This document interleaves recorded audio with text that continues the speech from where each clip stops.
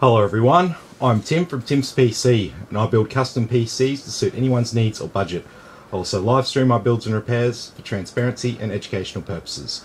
So if you would like to get an awesome new PC and you'd like to see how put together live, send me a message today.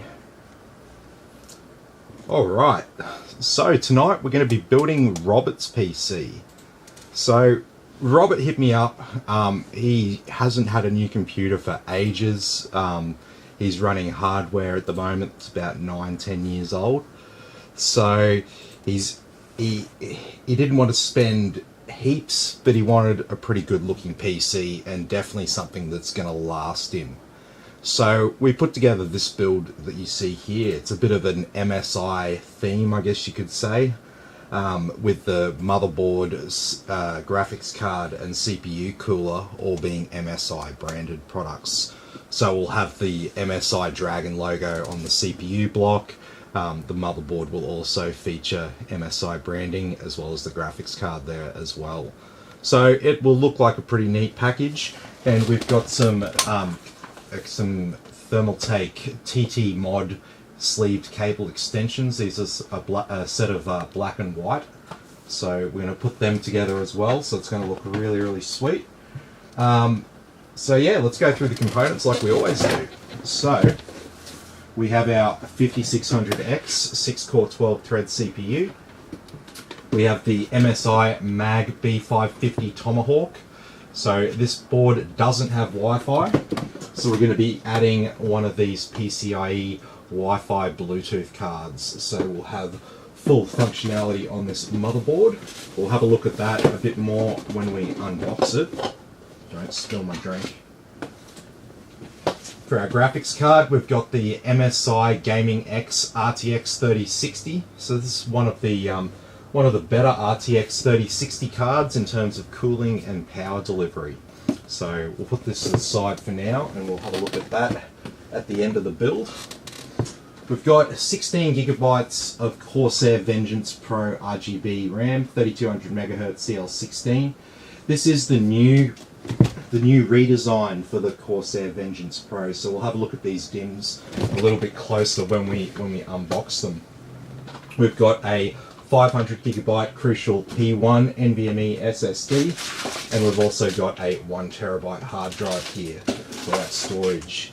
And finally, for our power supply here, we have the InWin P650F 80 plus gold unit. It has the 5-year warranty on it, so it is a decent quality unit there and at a good price at the moment.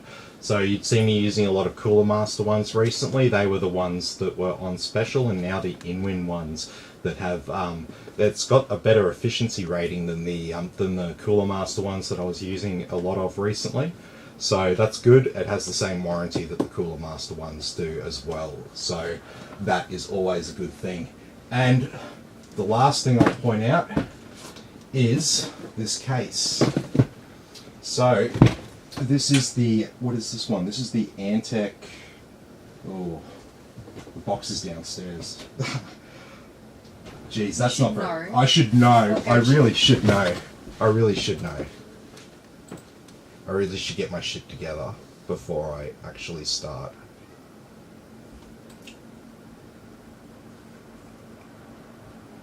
Antec NX320. 320. That's it. That's the one. And so this case is, I haven't built in it before, but it's a new item stocked at one of the wholesalers that I buy from, and it comes with 3 pre-installed 120mm all-in-one, sorry, not all-in-one, ARGB fans. I'm thinking about the cooler there. So yeah, the 3 pre-installed ARGB fans, and it only retails for $79. So, you know, it's to get the 3 ARGB fans, that's usually at least $50. And then you've got the case around it, and it's a mid-tower case, so it supports full-size ATX motherboards. Yeah, you could put whatever you really want in here. It supports a 240mm radiator up top, and it also supports a 360 on the front there as well. So definitely some options there. I think that's all we've got to talk about with this. Yeah, we talked about cables, cable extensions and all that. So let's have a look at the motherboard. Got any comments yet? No. Started a bit late tonight.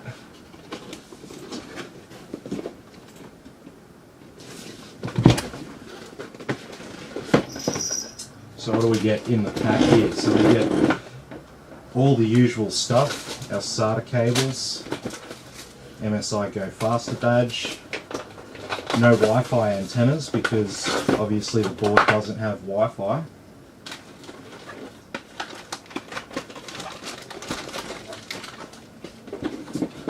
So, what is the MSI Tomahawk? The MSI Tomahawk is essentially MSI's mid-range motherboard.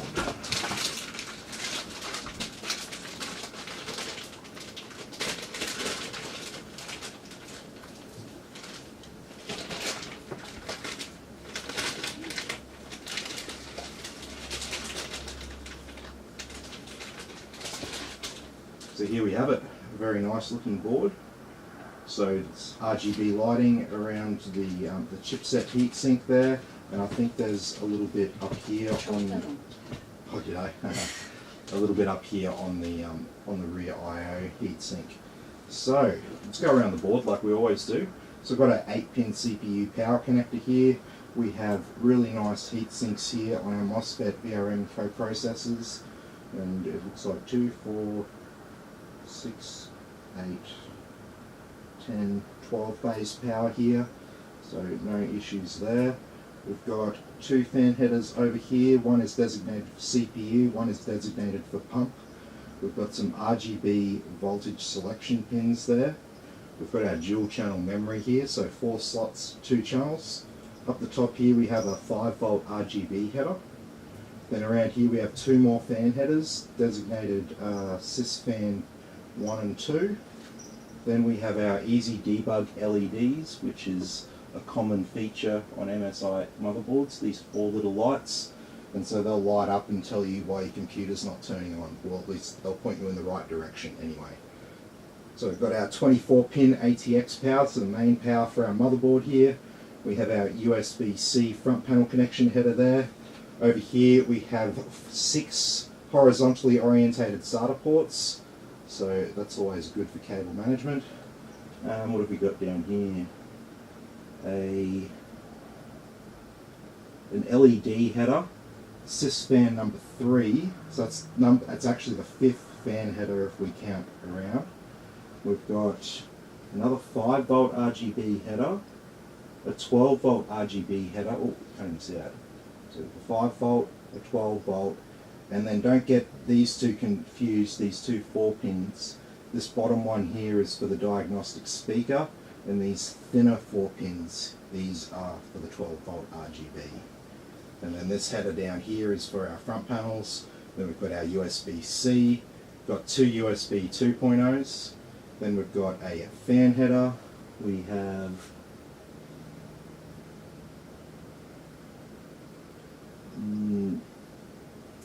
not sure what that one is, I'd have to look that one up.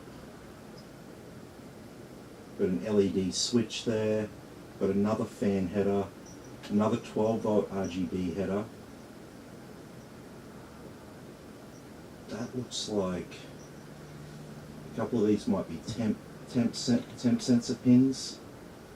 And then obviously this one in the bottom corner here is our audio connection for the front, for the speaker and microphone jack on the case. And obviously these little capacitors here, these little gold things, these are the insulated audio capacitors, and all this stuff around here is to do with the audio. It's like having a sound card baked onto your motherboard. And around the back here, obviously, we have our audio as close as possible to everything else audio related on the board. We've got Sony Philips digital interface, or the optical cable, so you can just plug this straight into your soundbar or whatever, easy as. We've got dual Ethernet on this board, which is pretty cool. We've got a single gigabit Ethernet and a 2.5. We've got two USB 3.2s. One is a Type C. Then we've got 2 USB 3s. We've got a HDMI display port that won't be in use for this build, and we have two USB 2s, a PS2 port, and a flash BIOS button. Hey Dylan, how you going? Good to have you with us. And then in the middle of the board here, we've got our two M2s. We've got our PCIe X16. This one here is actually an X8 slot, not an X4 slot, so that's pretty decent. And we've got our two PCIe X1 slots. Obviously our battery and these two little pins right here are the clear CMOS pin. And your motherboard goes back to factory settings, basically. And obviously under here, under where it says Tomahawk, this is where the B550 actually lives. And that is all of the main features on this motherboard.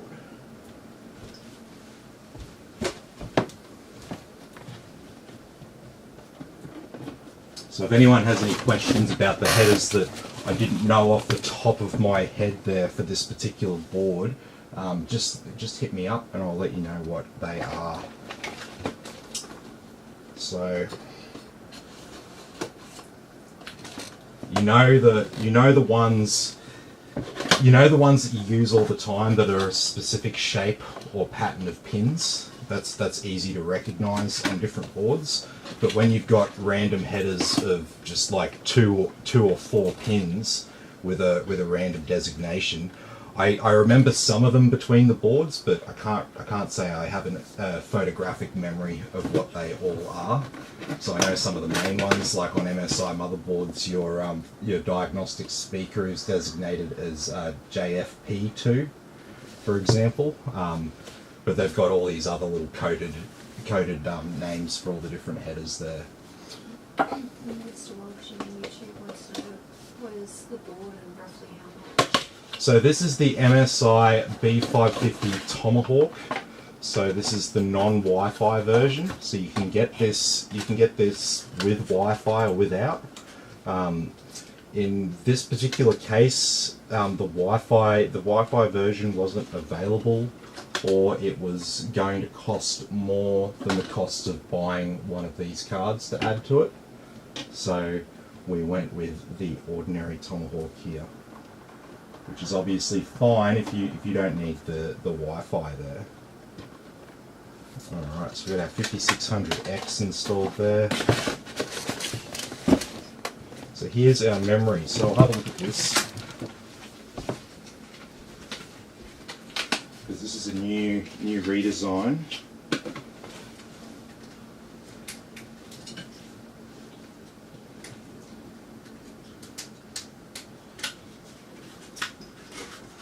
Alright, let's have a look what we got here.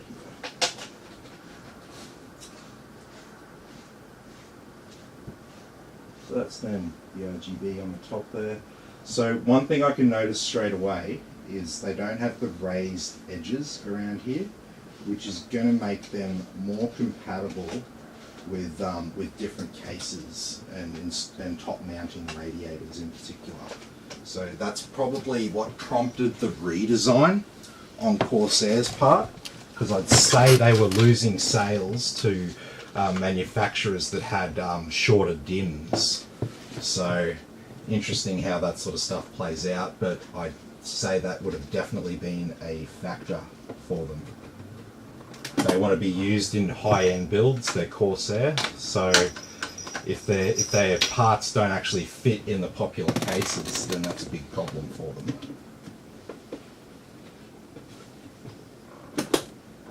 There we go.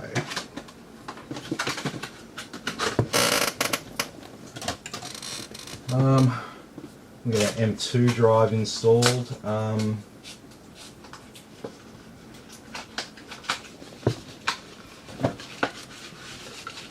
We'll put it in the bottom one because I'm not sure whether both of those slots are Gen 4, so if we want to add a Gen 4 SSD, I don't want to lock you out of that.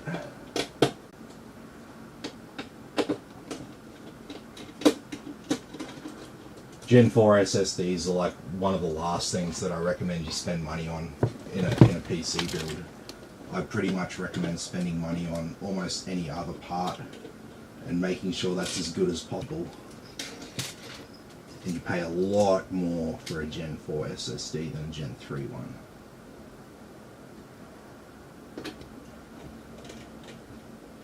Oh, hang on. This one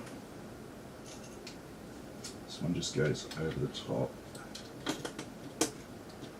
and screws down into the little offset. There we go. Sweet as. So we've got that board prepped. So we'll probably mount the radiator to the front of the case, because this is one of the MSI ones that has the pump in the radiator. So I generally don't like to top mount them. So we're gonna put the fans that come with this on the top of the case in the exhaust position. We're gonna stick this on the front of the case, and then we'll leave it up to Robert whether he just wants me to add just a plain black fan on the back, which I can just do for free, or whether he wants to buy an RGB one that can go on the back. So I'll leave that up to Robert to decide. So I'm not sure if he's here yet. I don't think he's seen the message on Facebook that we'll go on live. So he might not be here yet. And so that means my job here is a little bit easier now, because all I have to do is get the block mounted to the motherboard, and then all I have to do is unscrew some fans and screw them back in to the radiator. So these two, we're going to chuck them at the top, and I think we get to use the standard AMD backplate with this cooler, if I'm not mistaken.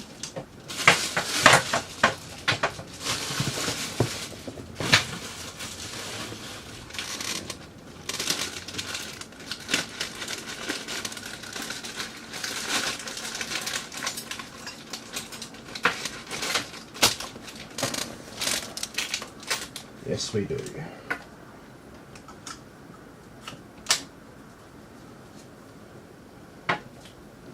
Okay, so this is going to be front mounted.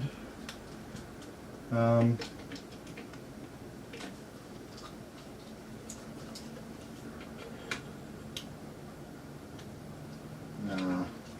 just keep it in the standard position, I think.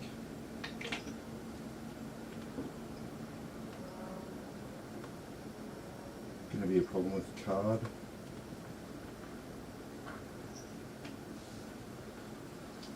I mean, it can easily be like that.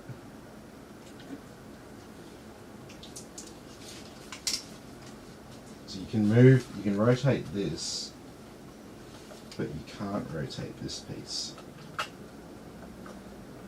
That only goes on one way. So you are still limited to the two positions, even though you can turn this whichever way you want.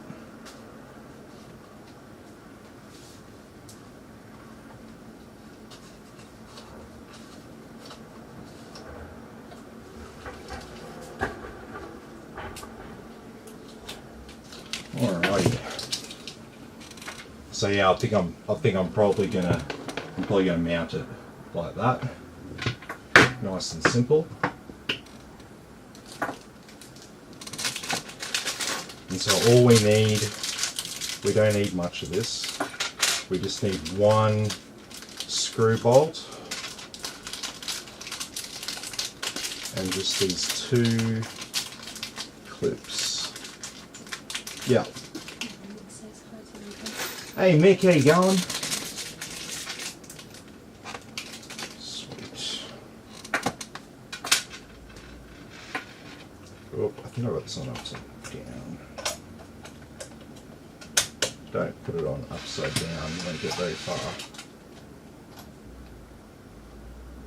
And with this cooler we will need to apply thermal compound to the CPU, because we don't have any thermal paste on the CPU. I'm tired. Leave me alone. It's Friday night. Alright, let me use a bit of Arctic Silver here.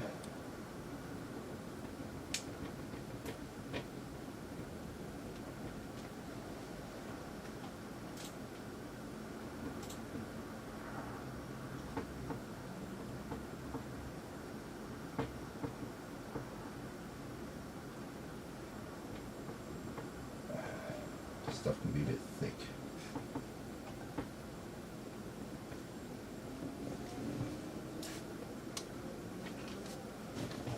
Alright. Yeah.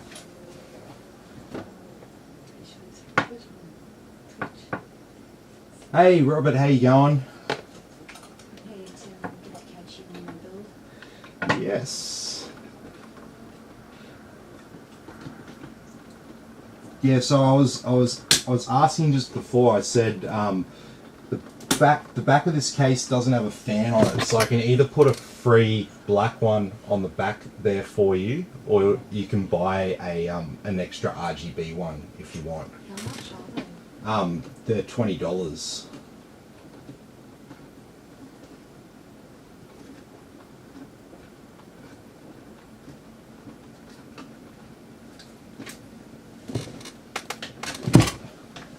See, I like these clips that they've got on. I don't like the ones from the Corsair cooler.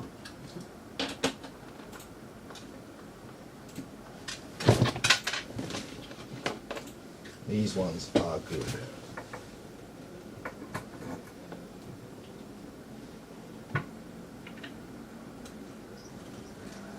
Alrighty. So that's the board pretty much prepped. I might put one of these RGB extender cables on the board so I can just run it out the back straight away and power all of our RGB from out the back. Unless we get a controller with this, maybe we should look and see if we get a controller. I don't know if we can. For a $79 case with a controller, I don't think they could make any.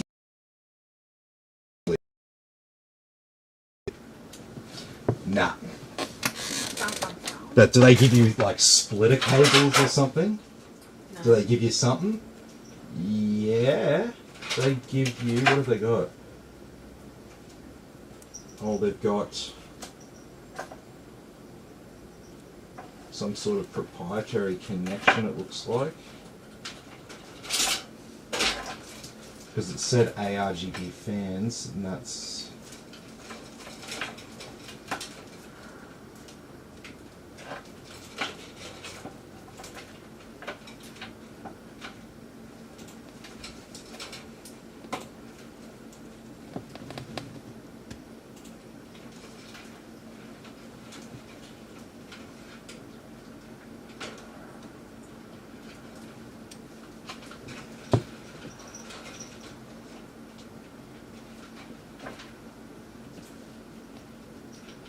Okay,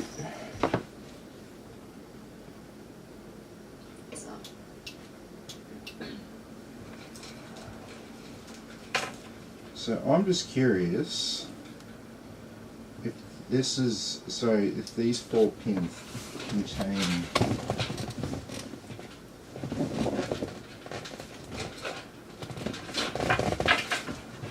let me get the front of this off.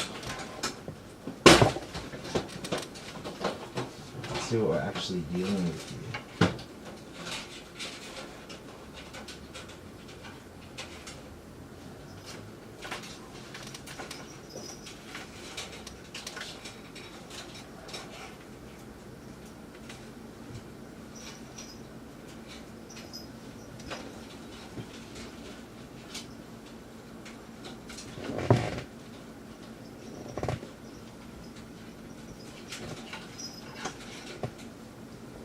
This is a very weird configuration out here. Very weird. Alright.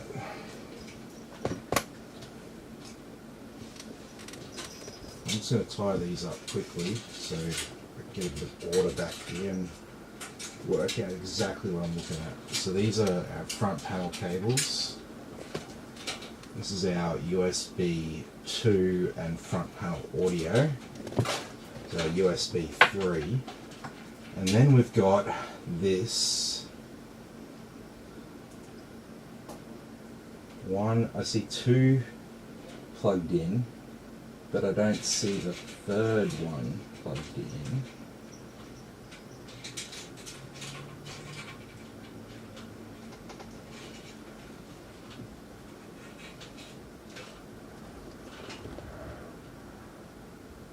One, two. Okay.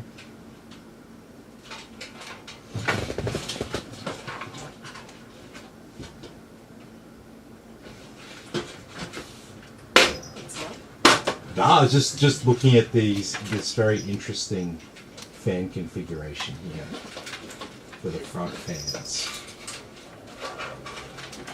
What's that piece of paper on this? Oh, it's just what do you call it? Like instructions or whatever. Imagine sitting down with a PC case like this and reading the instructions. Oh, some people would. Yeah, I get it. If you're building it for like the first time, maybe, but like this shouldn't need much explanation. I'm not saying it'll be easy for someone to build a computer for the first time, because it's not. It's like a lot of fucking around with lots and lots of little small jobs and running cables and stuff.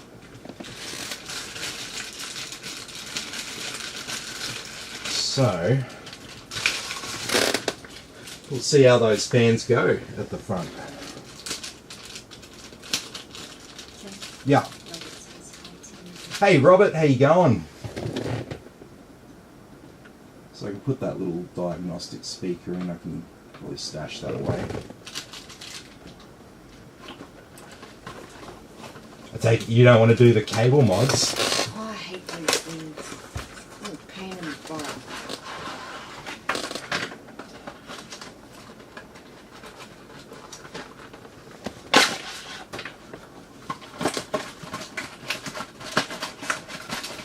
Come on.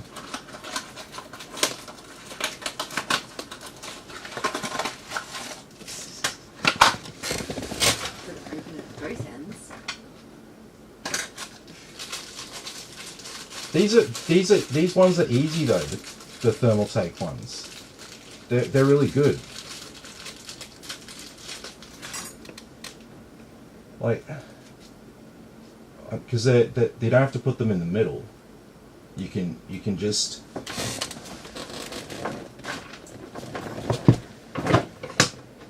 lie them down flat, right? You just get it to where you want it to go.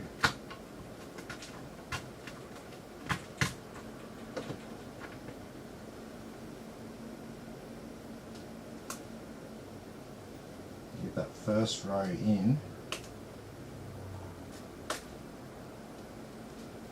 You bend it apart.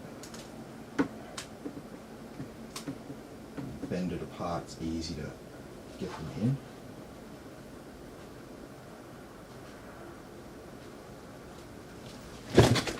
So that's what you do with these things.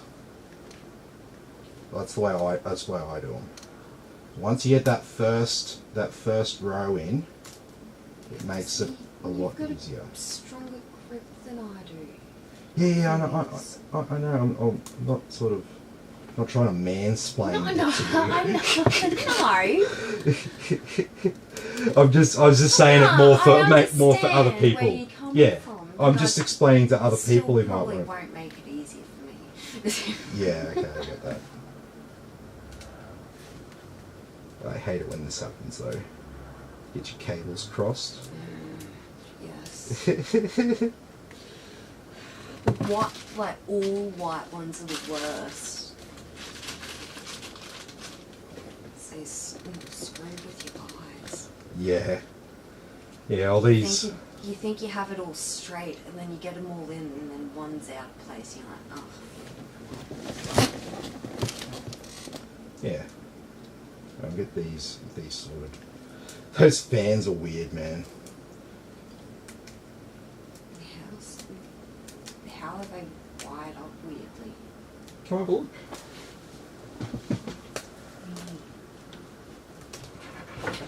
Oops.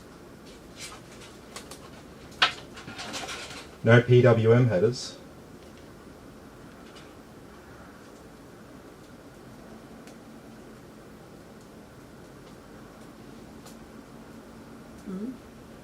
Mm-hmm.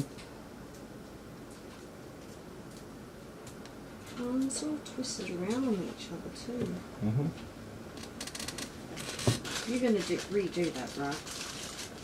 I'm going to stash them away.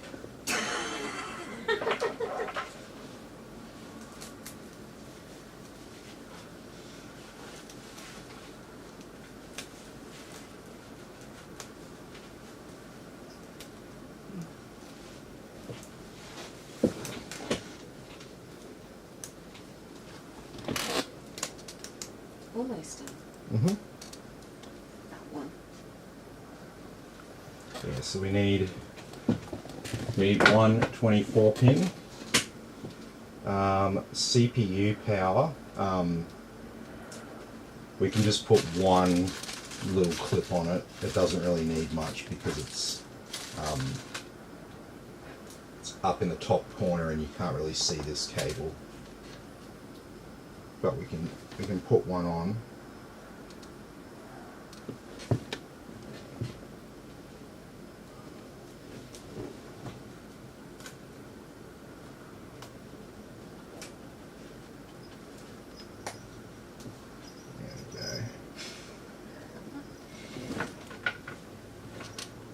And then for our graphics card, we need one 8-pin and one 6-pin. So,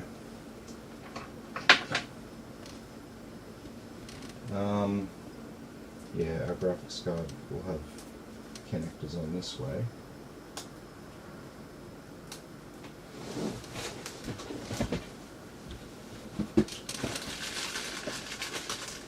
So luckily we don't have like triple 8-pin connectors, then we'd have heaps more to do. They go that way. Yeah, yeah, yeah, That bit up. yeah, yeah. That's the way I'm doing them. Are you sure you're doing it right? Oh, I'm sure I'm doing it right.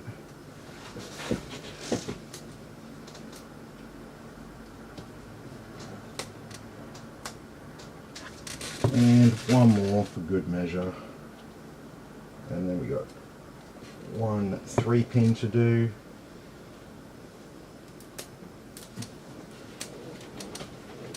We've got our cable mods all sorted. It's going to be half the battle with this build. Alright. Yeah, these cable mod things, these can be painful for some people, like Christine struggles with them. Mm-hmm.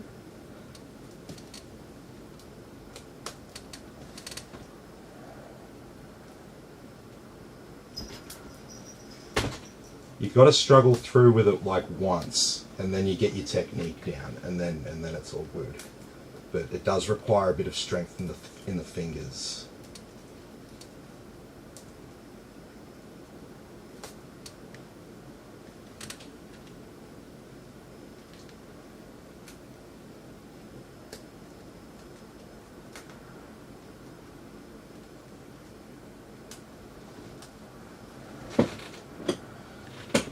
There we go, and there's our 2 ones for the graphics card.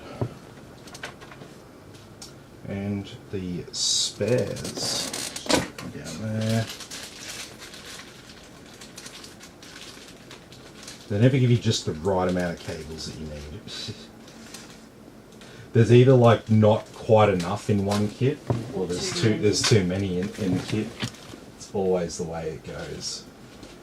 Alrighty, well we've got our board prepped, we've got our cables all ready to go. I'm going to put this one down, the graphics card. We've opened up the back of this case, let's open up the front of it, and let's get everything inside it. And then we'll see how those front fans go. So now I'm feeling skeptical. They're described as ARGB fans, and I get this proprietary connection at the back. Not always a fan of that. Excuse the pun.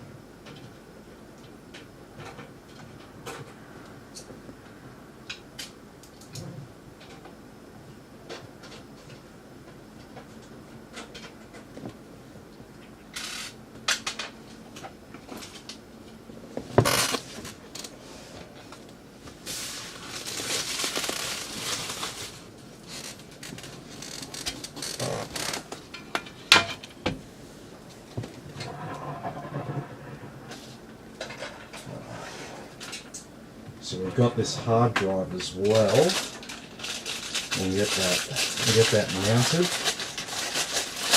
Then we'll put the power supply in, we'll mount the radiator, we'll get the fans hooked up, and we'll be good to go.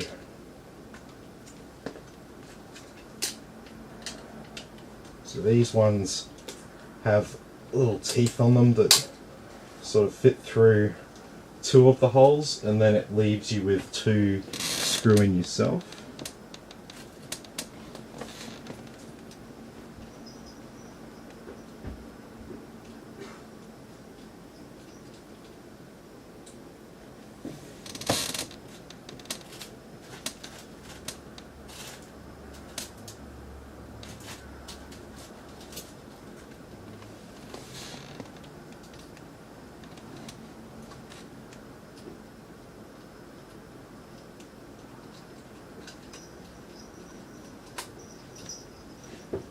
Go.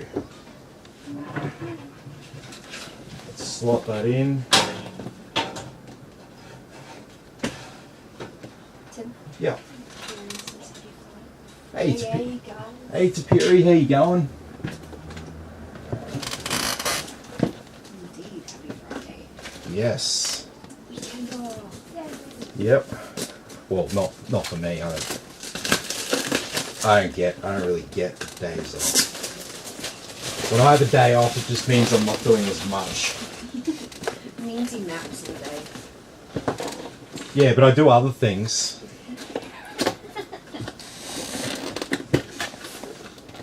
Good at other stuff. Damn straight.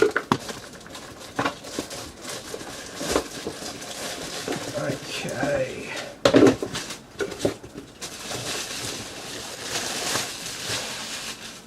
So we don't have modular cables for this or anything like that, but it's not really a big deal because we've got the cable mod cables anyway, so we don't even really have to do much with all this.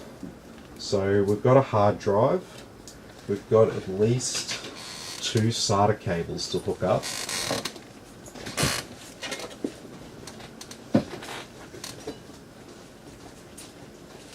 And what are these cables can we just tie back immediately?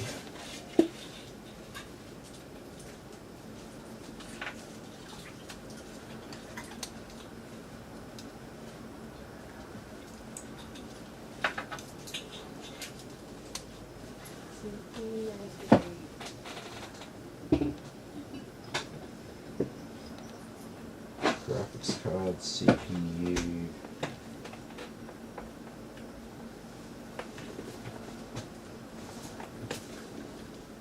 Yep, and we won't need all of these. So we can tie them back. Actually give me a bag of zip ties. Nice, nice.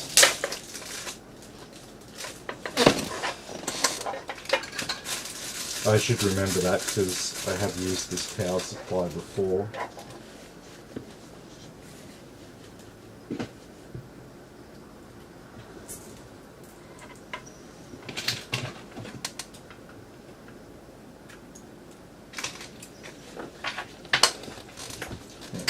go. So we'll probably mount this face down.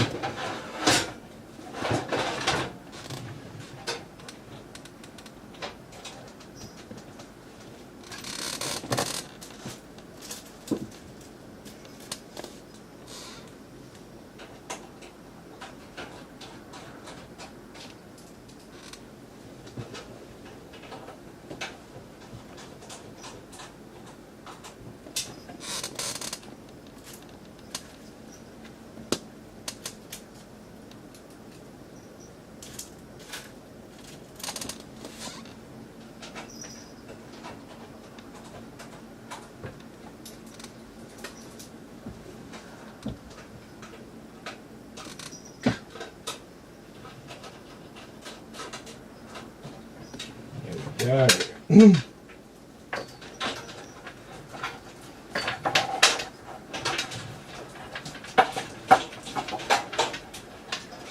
Now we can stash away a whole heap of cables.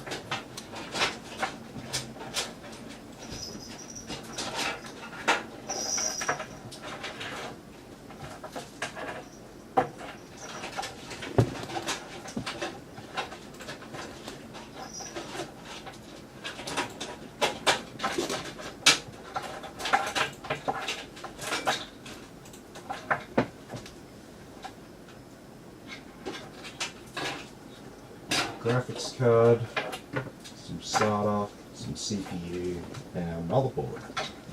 Excellent. So pretty much stashed all of the cables away. There's only a very short distance of everything left because we're going to be using our cable mod cables. Sorry, not cable mod. Thermaltake TT mod. I just want to call them cable mod because it's just so simple. It's why they've got. That's what it is. So Yeah. That's what it does. Sorry, a bit of an inside joke. Oh, people in southeast Queensland yeah, I might was know gonna what I'm say- talking about. They might be laughing at something and going, "Oh, there's no way he'd be referencing that," and then only to find out, yes, I am. Now, I really want to say Let people guess. If they know what esoteric shit we're talking about, I don't know. I'll give them something for free.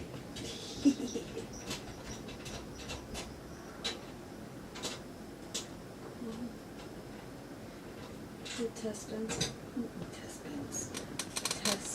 bench wants to do an update. Yeah, there's another 21H1 Do you wanna feature let it do update. it?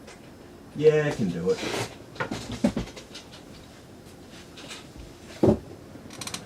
Easy enough. Okay. So we've got these two RGB fans here, but I might actually put them in after I put the motherboard in, because I want to make sure we get everything else hooked up.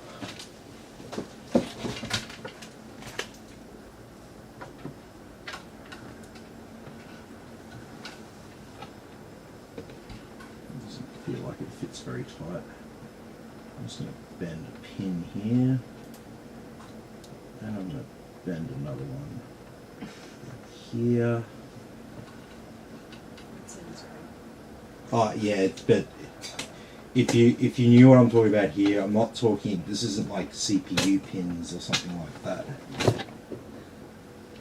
I am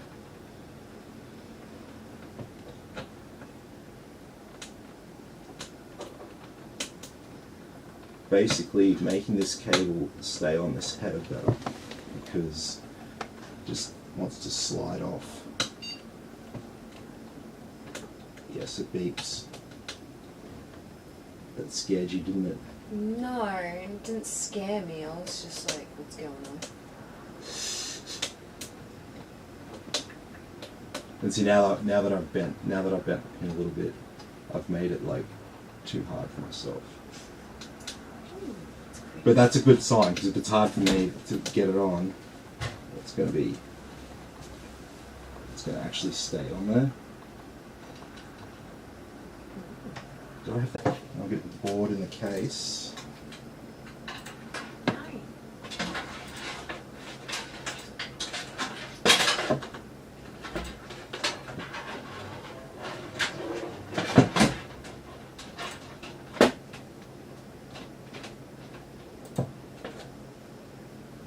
Very persistent.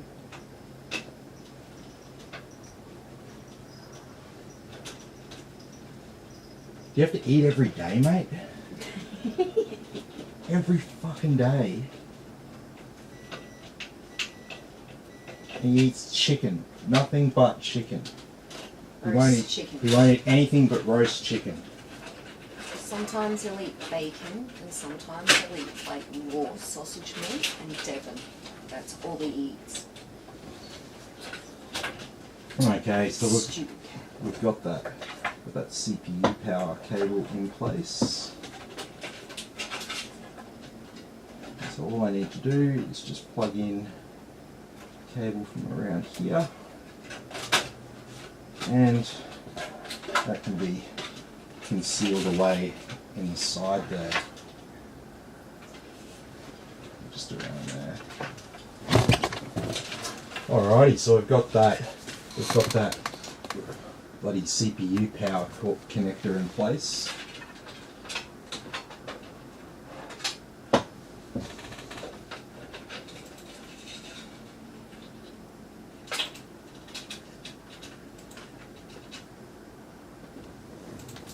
Okay, so that's just an RGB cable. Is there a better way of routing that? No, it'll be fine there.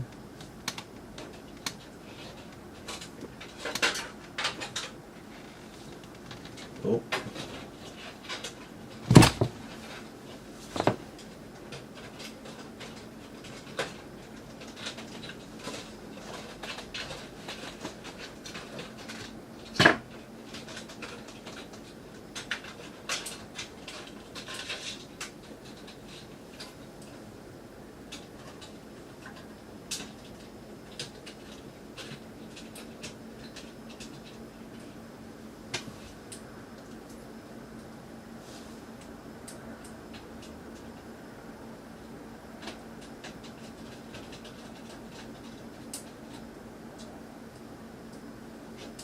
Sweet.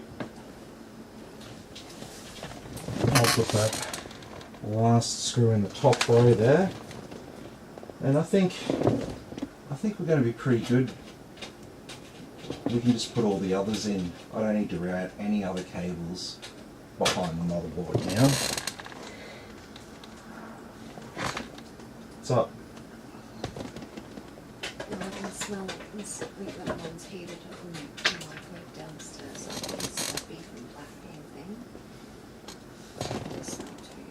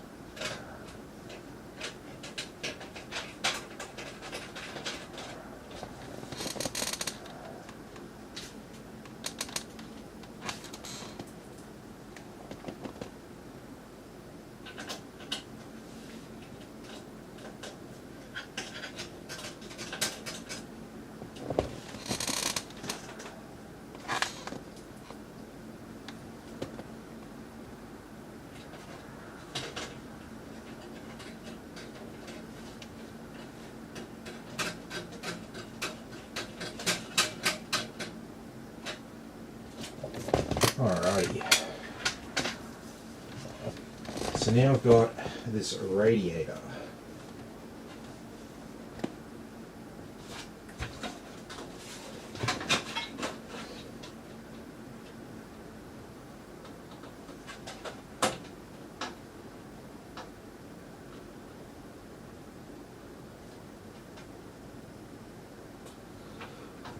What do you reckon? Down?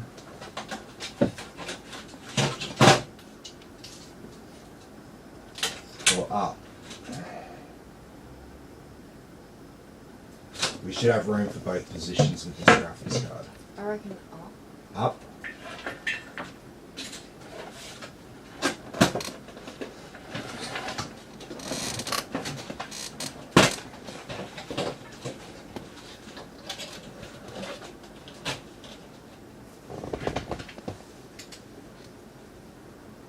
Okay.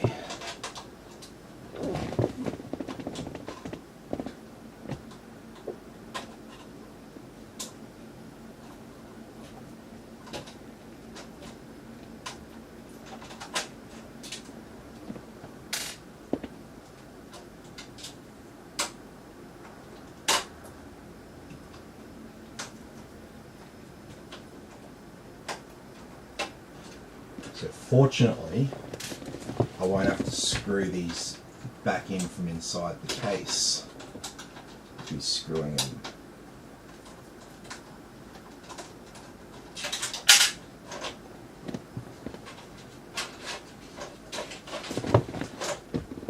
This last bastard out.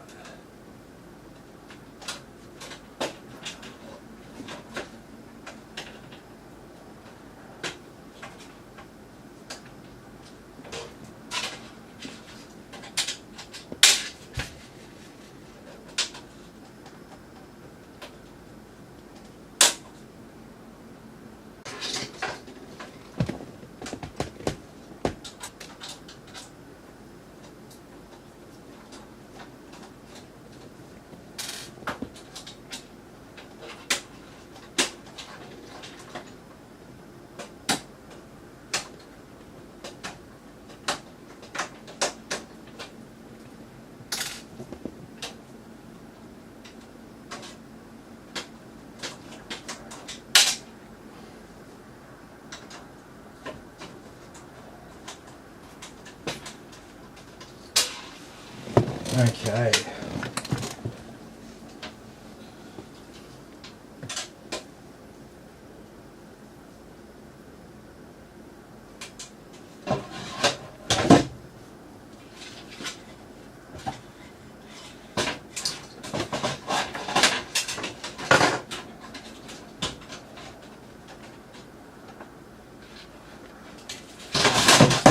Jesus.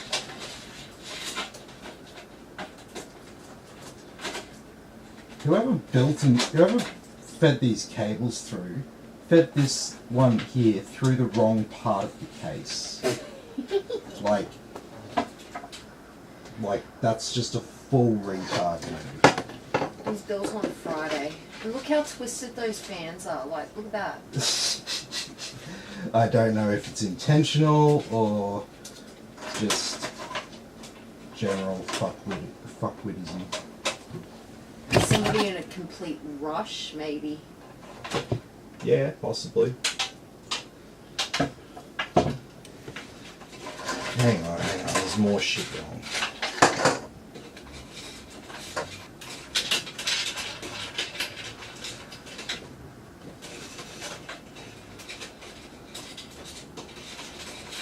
Just tied down.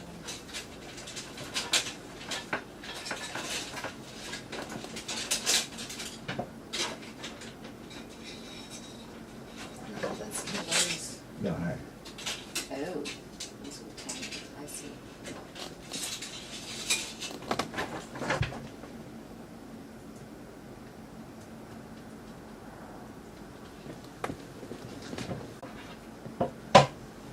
Okay.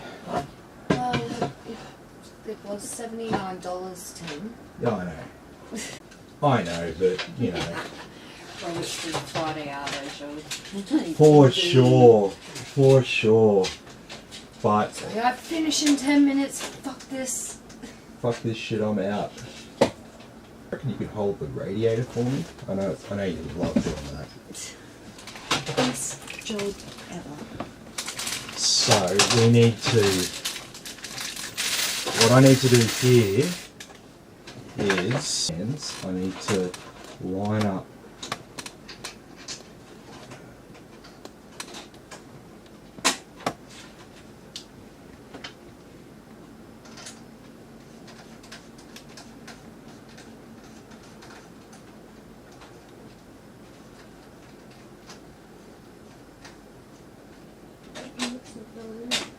your top ones lined up.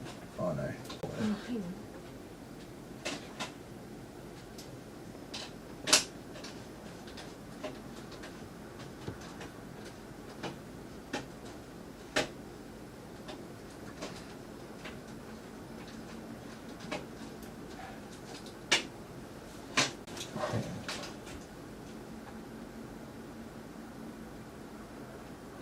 Maybe we should start from the top.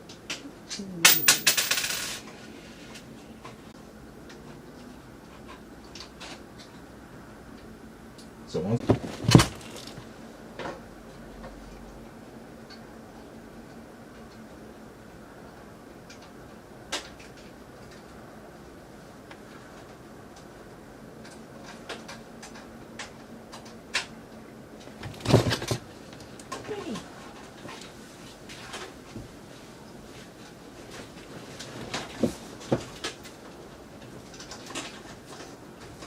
Yeah.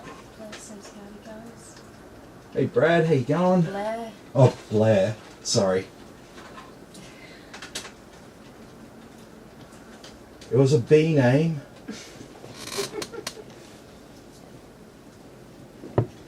Do I get 10 points for participation? No. Oh. That was always so stupid doing those tests in like primary school. You didn't get a You'd get like there'd be Like a high certificate. distinction, and credit, and then basically if you didn't qualify for them, they gave you a certificate, and it was just like rewarding you for doing what you were meant to do. You're a kid, you don't want to do things in the first place usually, so like, any reward's a good reward. Yeah, but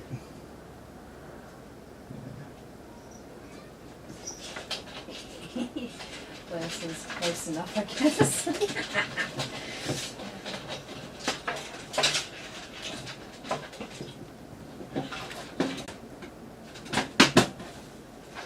oh. Go on. Go on. Back there.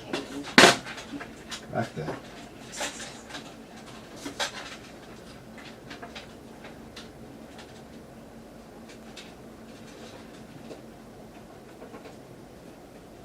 Aha!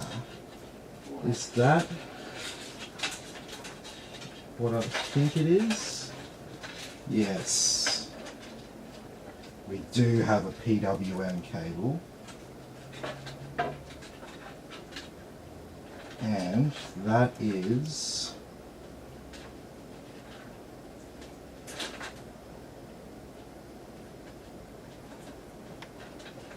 addressable only pins, and that's linked to the reset button. That's okay. We can roll like that, no worries. As long as we had this. I was just worried we didn't have this. Didn't see it before. It was obviously stashed away. It looked like it was like stuck behind a piece of metal or something. Yeah, something like that. Alright, let's get these fans on top of our case, and Robert can just let me know if he wants to add an RGB one on the back or whether he just wants me to put a black one on. Either or is fine, but we've got 3 fans on the front.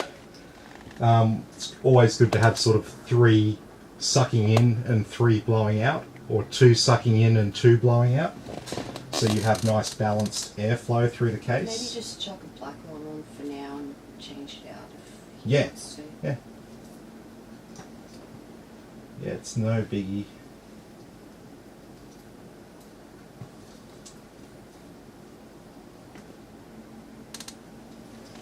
Okay, what have we got to work with here?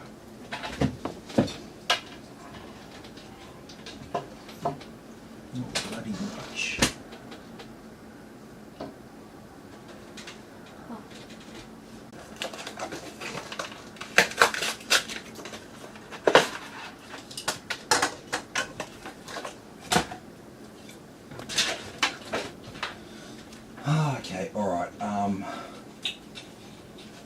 Oh yeah, there is room. I can do this.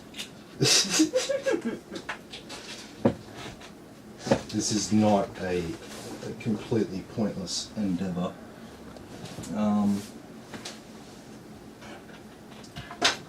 Actually, you might feed this one through first.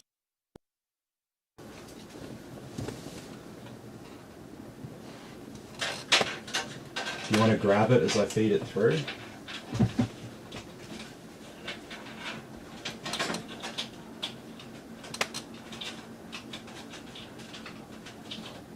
There's nothing coming through. And I'm feeling it up. No. You're not close at all.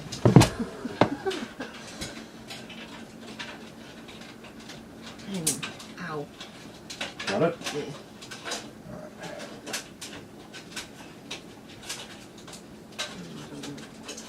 Too hard. I'm gonna break it.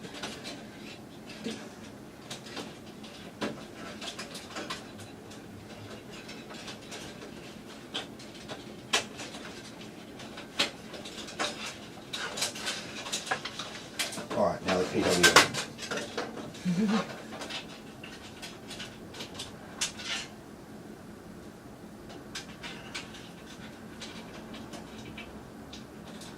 We got it. Very good.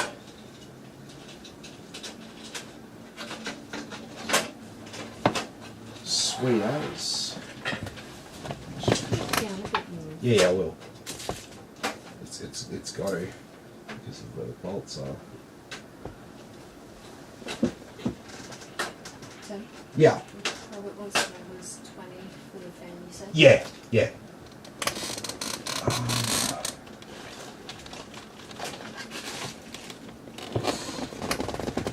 Where's my long screwdriver?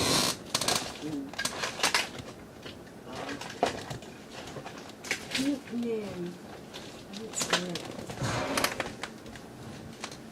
So that's all I want to hear. No. That's the opposite of what I want to hear. It's right there next to the lighter. Oh, yes. Aha. Jeez. I found it.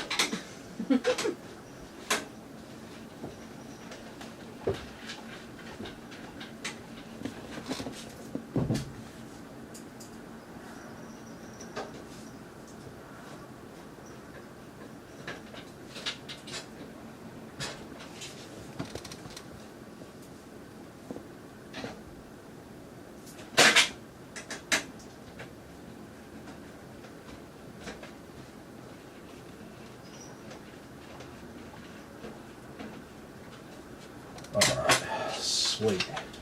So I got those all out the back. And then these two I might see if I can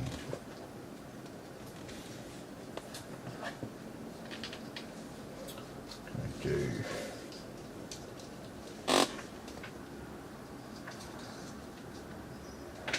So I mounted.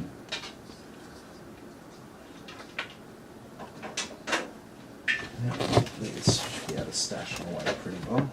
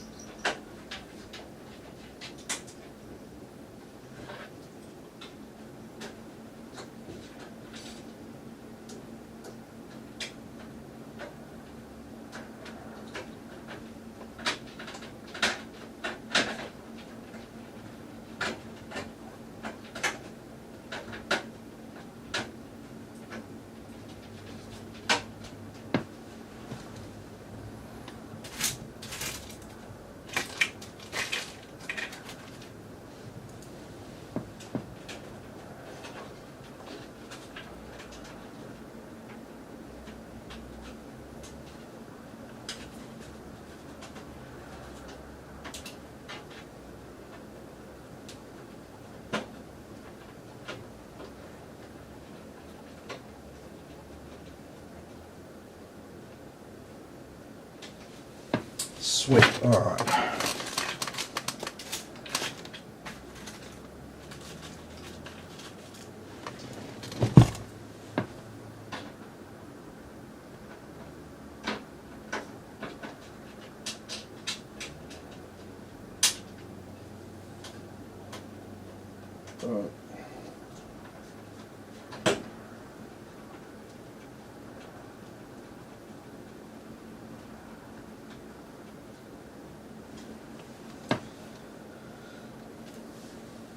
They should call this the bean counter edition because of how they've got those front fans wired up. They probably saved like 90 cents or something.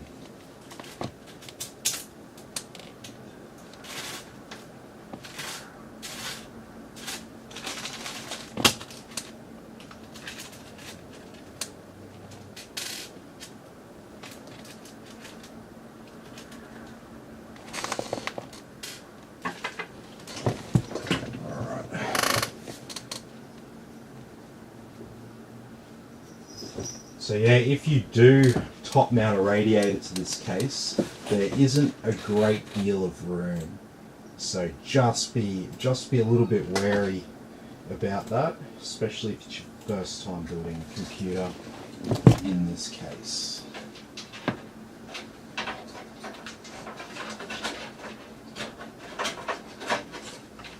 Okay, you need to go down here around the lip of the fan. And I need you to stay up there now. Talk to the fans. Yeah, I'm talking to the cables. There we go. Now they're where I want them to be.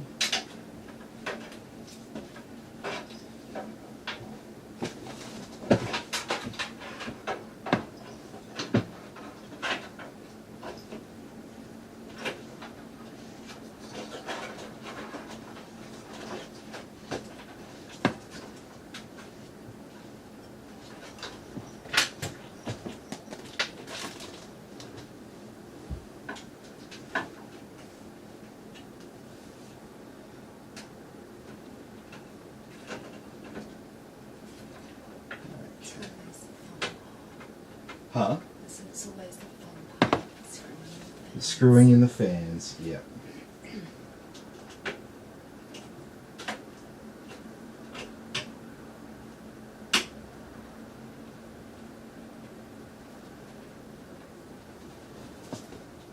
Well, we're almost done with that. Now we can start plugging everything in. Yay.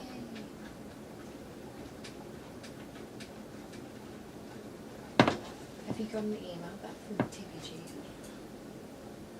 No, not that I can see.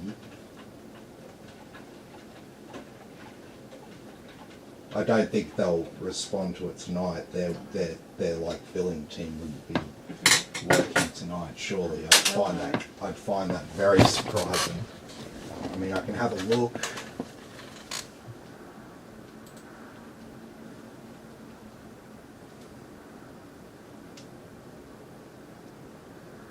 Try and get some faster internet.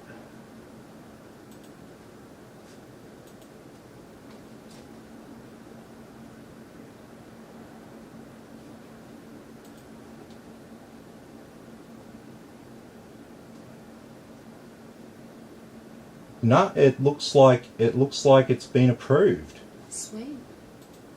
Well, I'm not restarting the router now. Yeah, plan change completed. Sweet.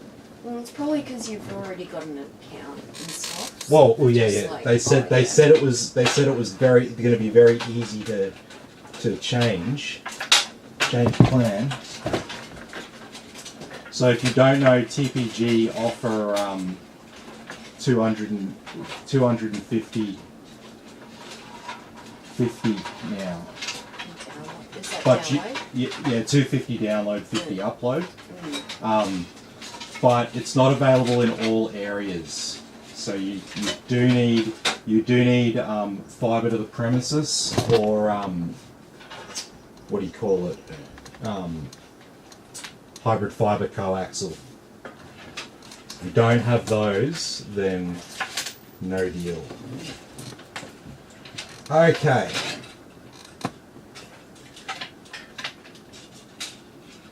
So now we've got a whole heap of crap out here.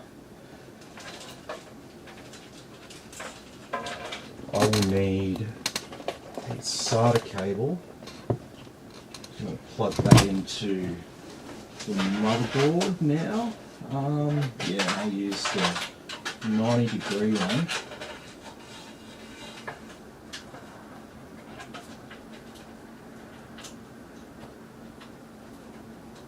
I'll just go like that. And so I'm thinking the motherboard. Try to make it as long as you can. Yeah.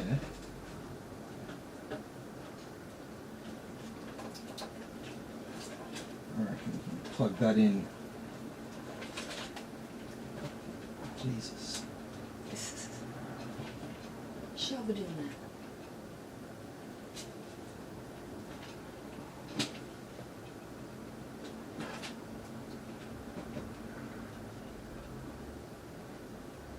I don't feel the little clicky piece. No, I don't hear it either. I think that was it.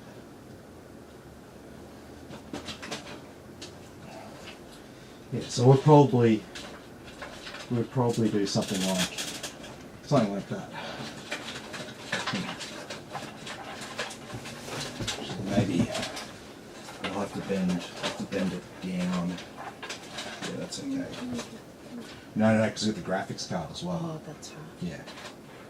You've got to leave room for the graphics card. Yeah, so that'll look pretty sweet there for our motherboard cable.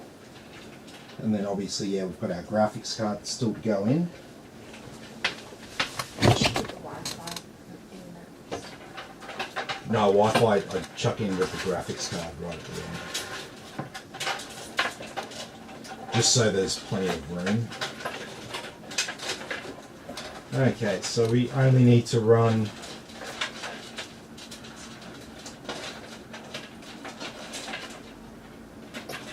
this cable over here.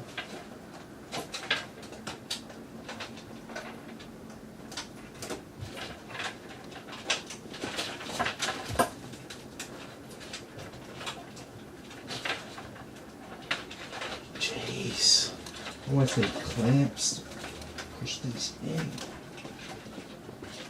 Fuck me dead.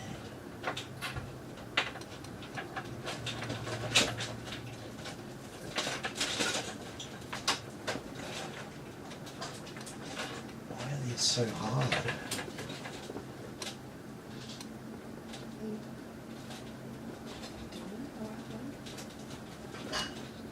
Yeah.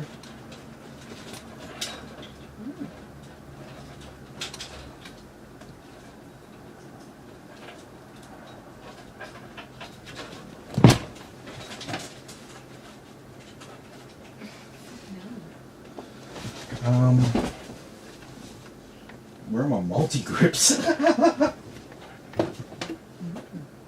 yeah. But it is. Oh, it is.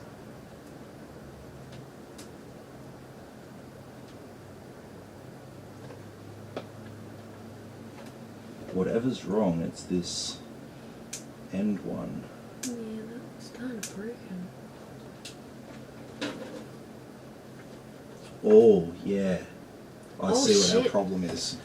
We have a bent pin inside the cable. Fuck. That's like push it right up against the post.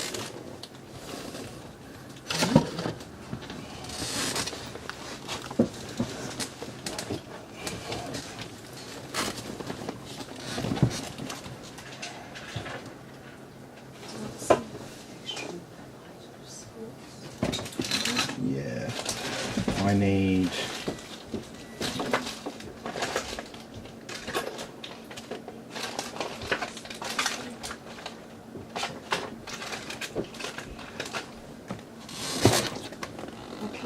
until you get a new phone. This is a piece of shit.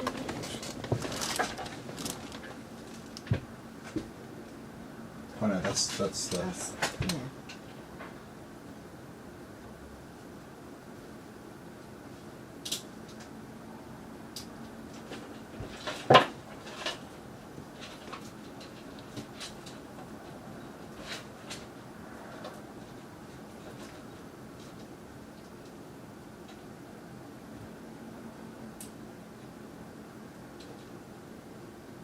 Okay. That looks better.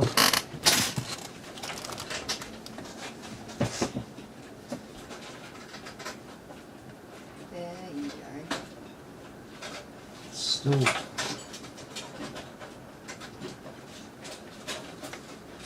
feeling a bit tight.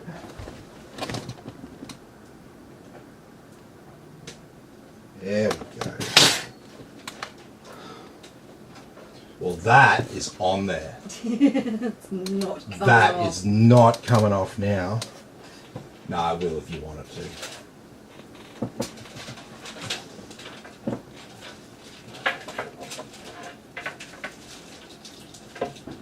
Okay. So all this crap here, I'm going to stash all this down the bottom here.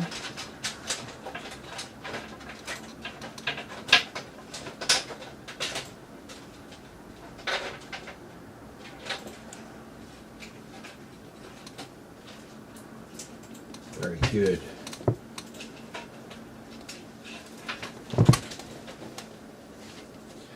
Now these two, we'll rip them apart a little bit because these will be going down to the bottom. Let's get all these RGBs. Well, hook all these up.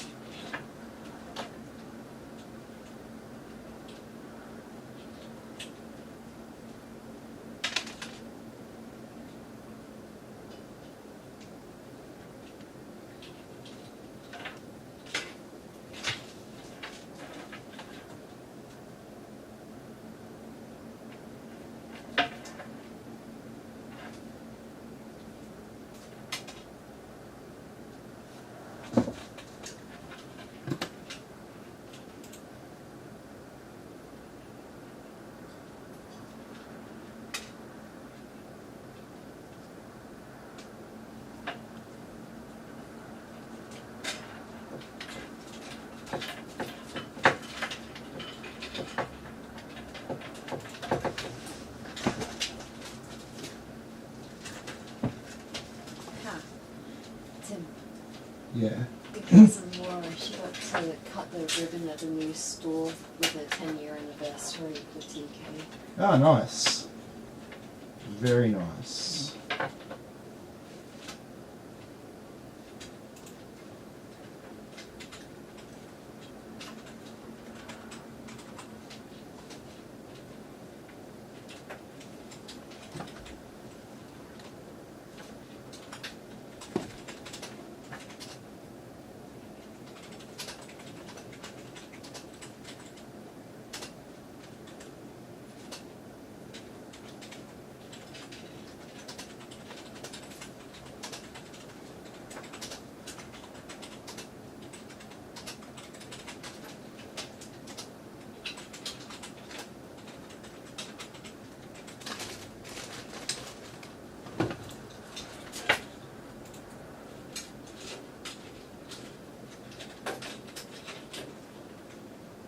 So we're just going to do a little bundle here with our RGB daisy chain. Just tie it up there. And that's really nice and easy to access if we accidentally had one of the RGB connections come unplugged there. So this front panel connections in place.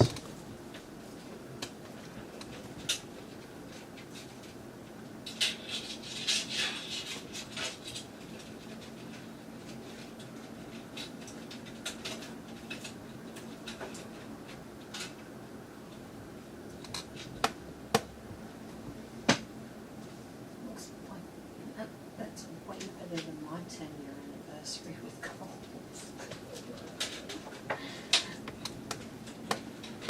Yeah, but you're not a store manager. No, I got frozen pizzas.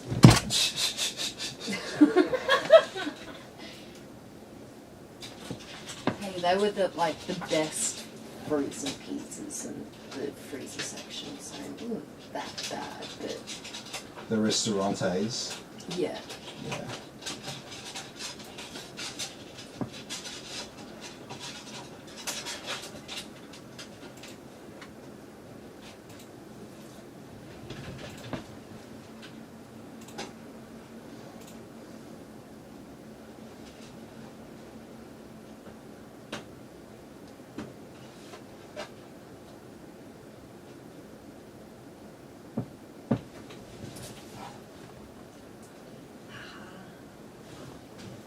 Some South Cape brie.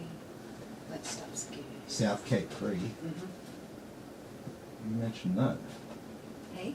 Who mentioned that? Oh. Oh, it's in the platter. Ah.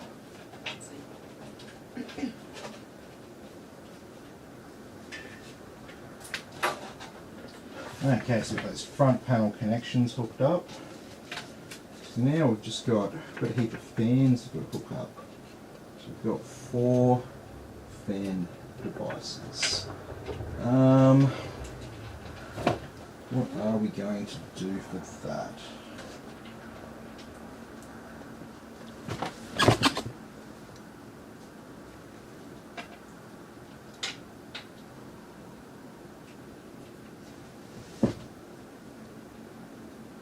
What's up? What's up? Oh. She's seen a dress that she likes.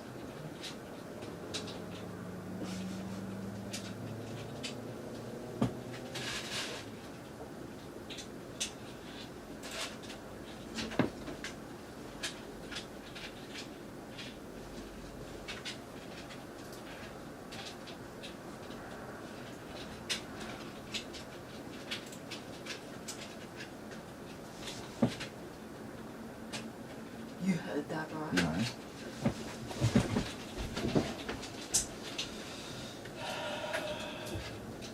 We've lost a cat. Not the famous cat. The not so famous cat.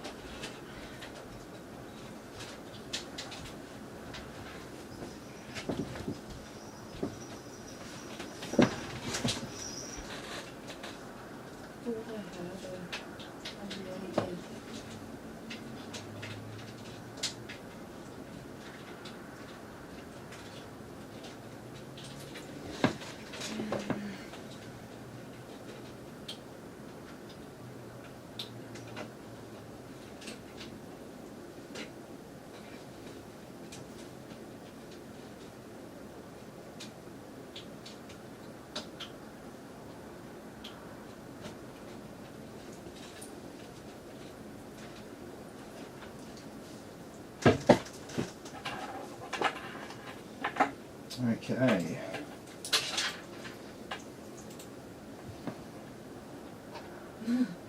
So Yeah. Robbie says, well, I'll work for Coles. Nice. Yep. I worked for Coles for 11 and a half years. How long have you been at Coles for, babe? Nearly 15? 13. 13? Yep.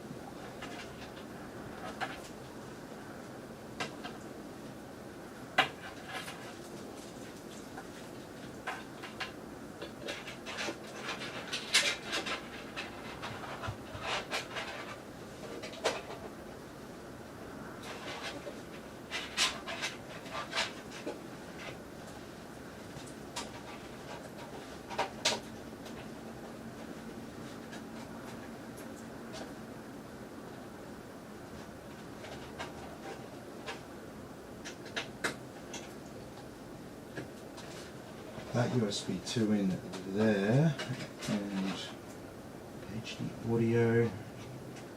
I'll go around here.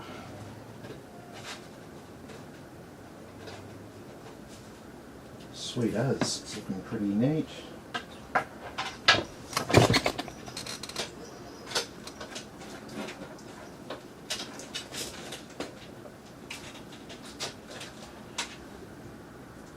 Oh, I put the hard drive in the tray around the wrong way. I was too busy talking Wait, about dude, leave it. the design of it that I forgot to consider that they're not symmetrical. Stop rubbing yourself on it.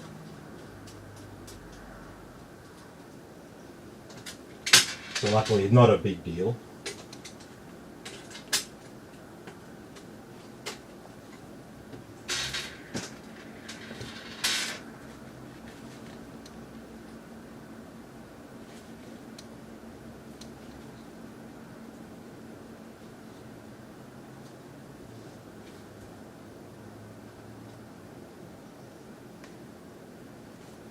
What?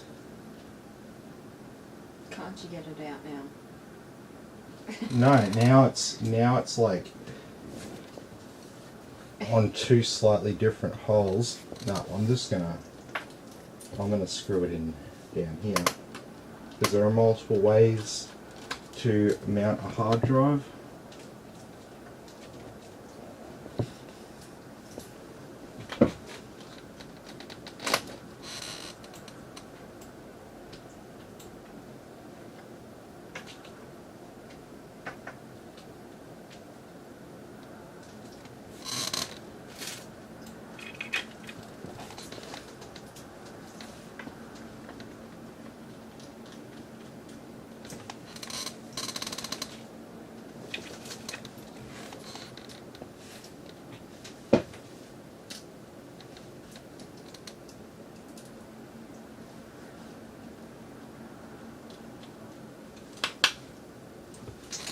There we go.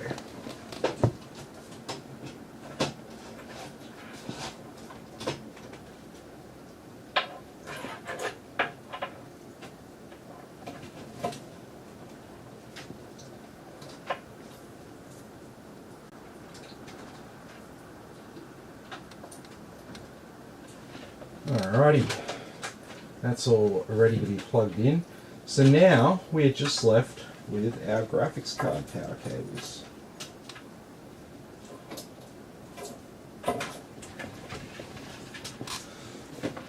So there's them. We've also got that Wi-Fi adapter as well. And I've got one final USB 2 cable to route to do that. So we're not going to be using slot 1, but we are going to use slot 2. We are going to use slot 3. And we'll use the very bottom slot to cover up everything else and to ensure that we still have easy access to that M2 slot down the bottom.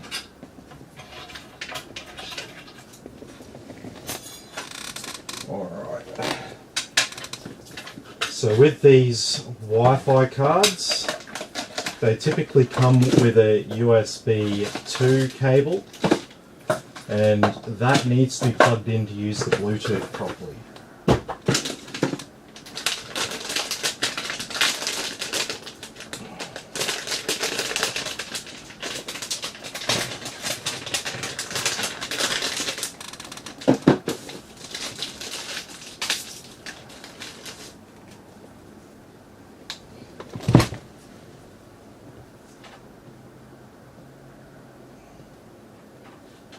I'm going to go ahead and plug it in to the header there.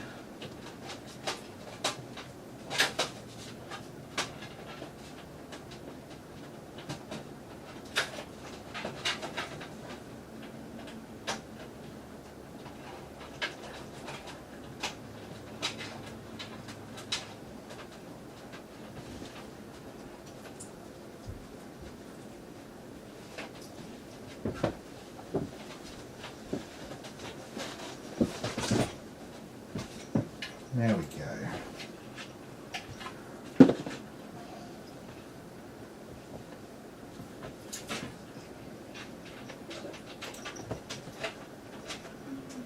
Having problems with the stream again. Are we? Keeps disconnecting and connecting. Oh, good fun. Especially on like Twitch and YouTube. Facebook I think is fine. It's just the other two.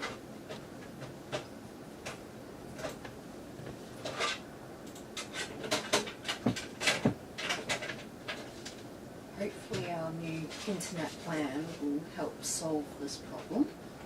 Yeah, hopefully.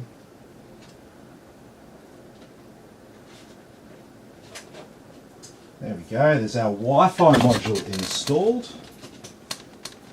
So little, I can't even see it properly. No. Concealed it away down the bottom. Out of sight, out of mind. If you wanted to have RGB strips, would it be easy?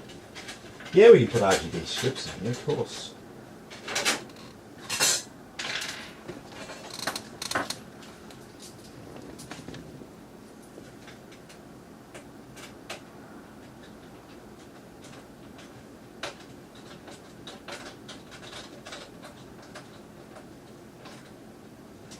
There we go.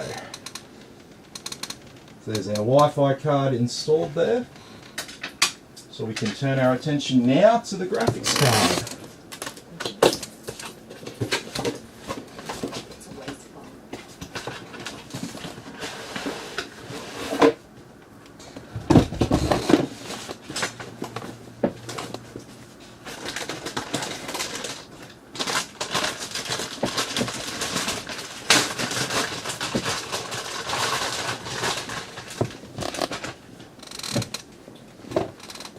So that's it.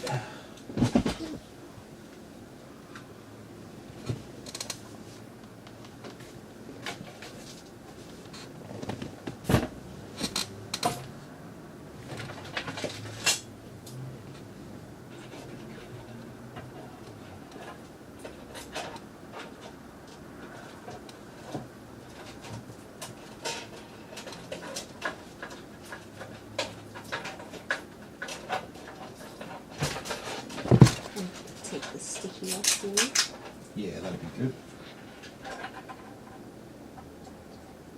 I like being sticky. So satisfying. Other people would agree with me, Tim. I know. I'm not the only one. You don't have to get so defensive. I'm not.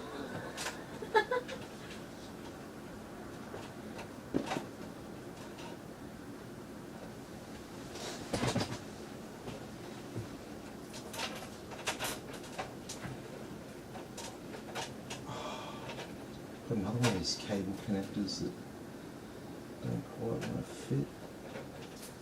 Is one of the pins bent? No, it doesn't look like it. Just need.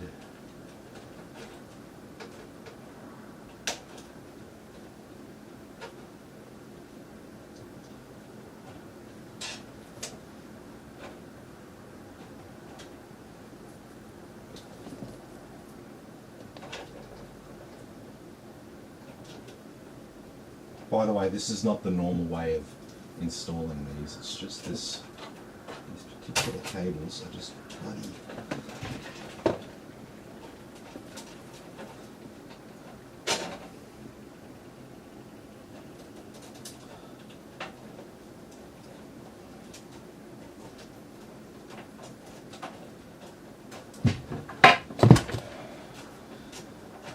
I think I know the problem. The cables are like stretched and the pins are like too far back.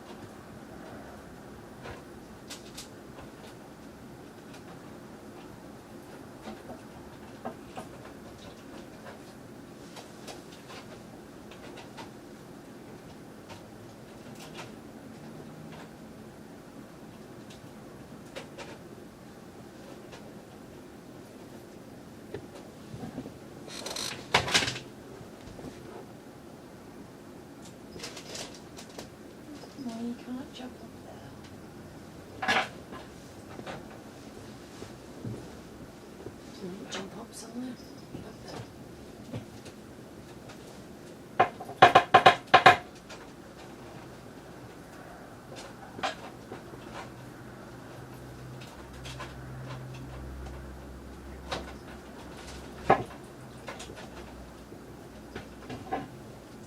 Oh, stop up, dude. No, no.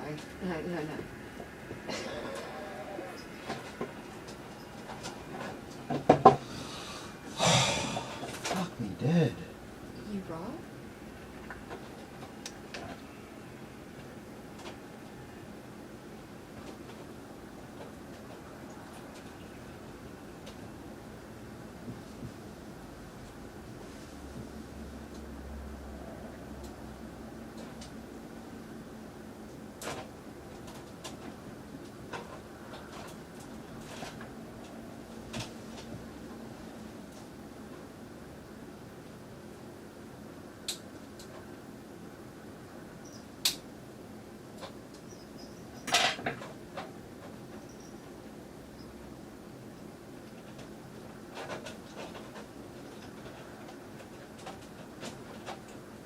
Yes! What are you doing?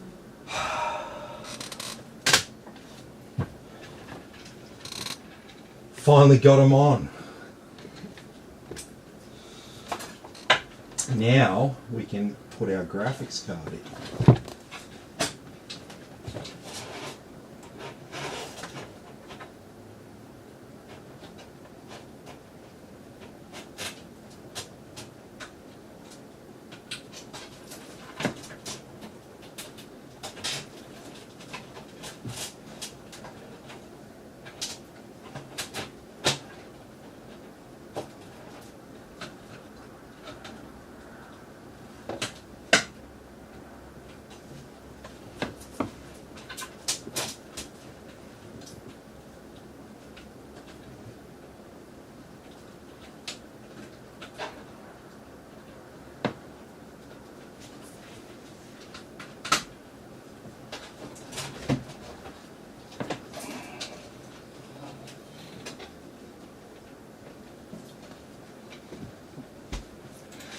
Alrighty. So that is looking like a rig. I just put this. So I might screw the graphics card in. That might help.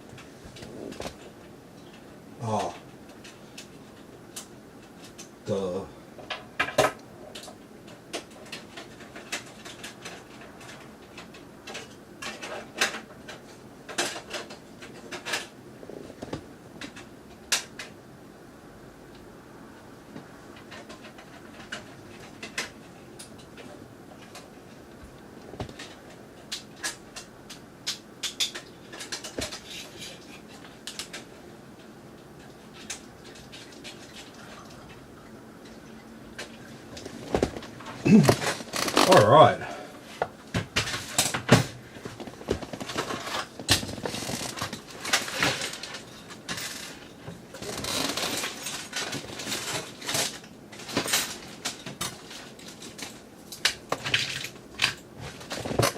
All right, let's put in our Windows USB. Let's plug in my SSD.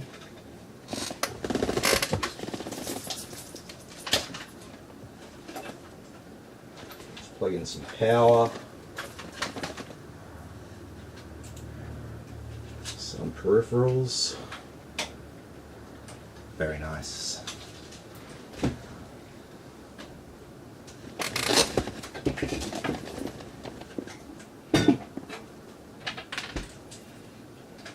Yeah, let's plug in a display cable. Alrighty. So, moment of truth.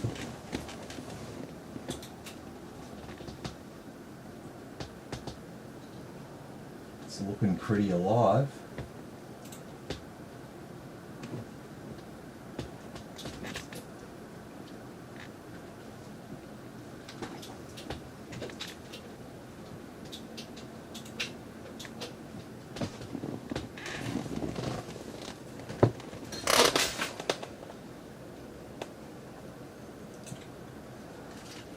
Okay, so we posted. That's a stupid question. Was that like an overlay? What? No. The overlay one's the one that looks like kind of like So is that colourless. like the logo? Yeah. Do you want to just share the screen with everyone, just quickly? Sorry. You alright?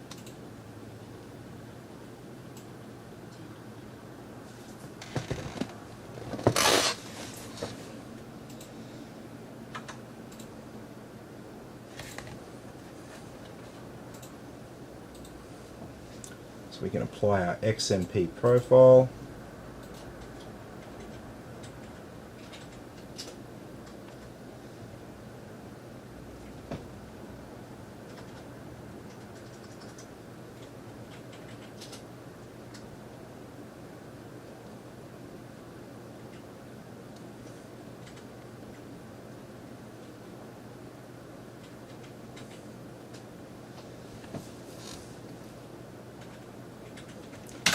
Alright, we'll smash through this install.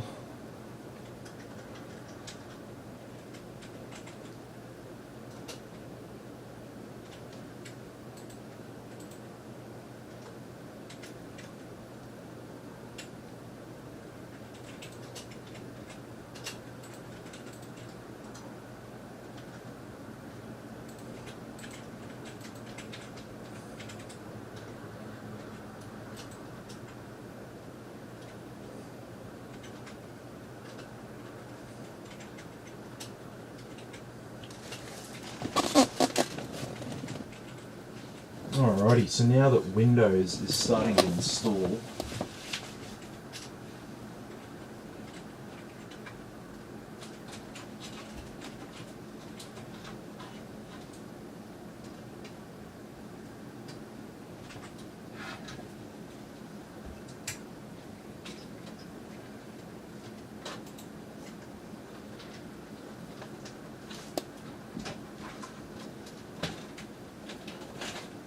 alright, can we get the back on nice and easily?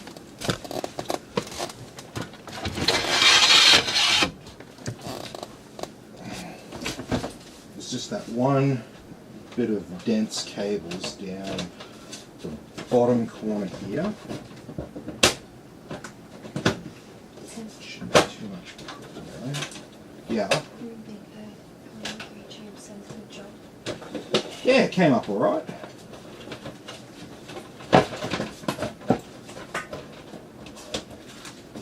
But I'm not sure if I'm going to get this in without more cable ties. No, that went in. No worries.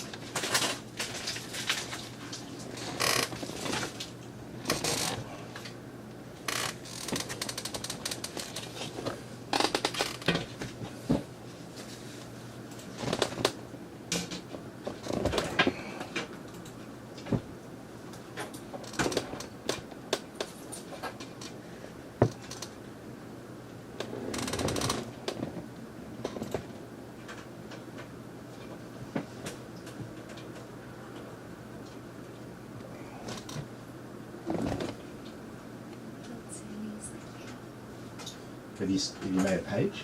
No, not yet. I'm just building suspense. I'll do it in my own time. Yeah. No, but I just mean that before you launch the page, you'll create the page and you'll put a lot of stuff up there. So think about Yeah. before you even show it, you can share that, and then you can start working on the page. Yeah, that was the plan. Yeah. We'll just put this last bolt on here.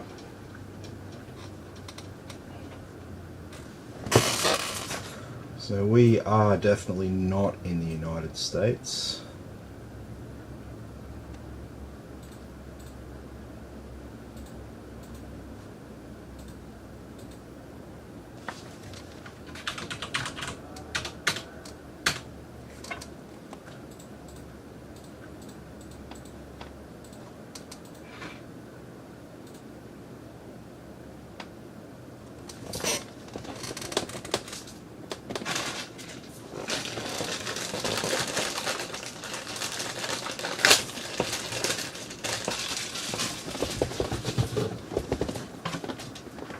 Okay, so let's plug in some internet.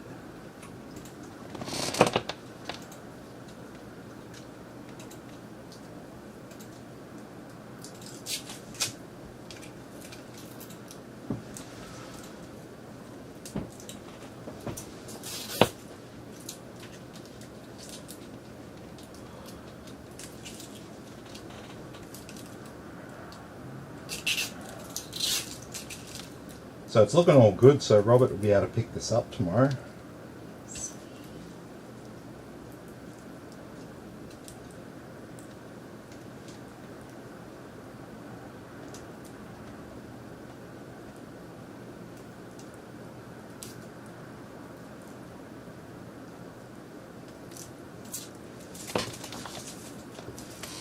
Okay.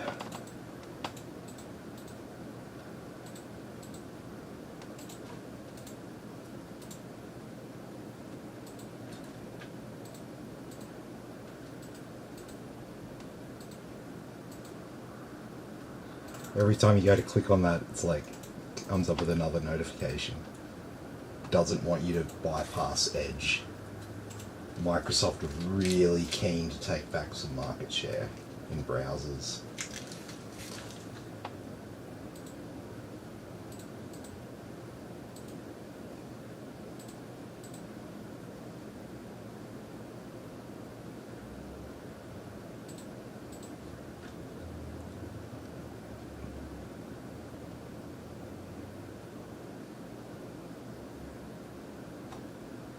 I think we're getting the faster internet speed.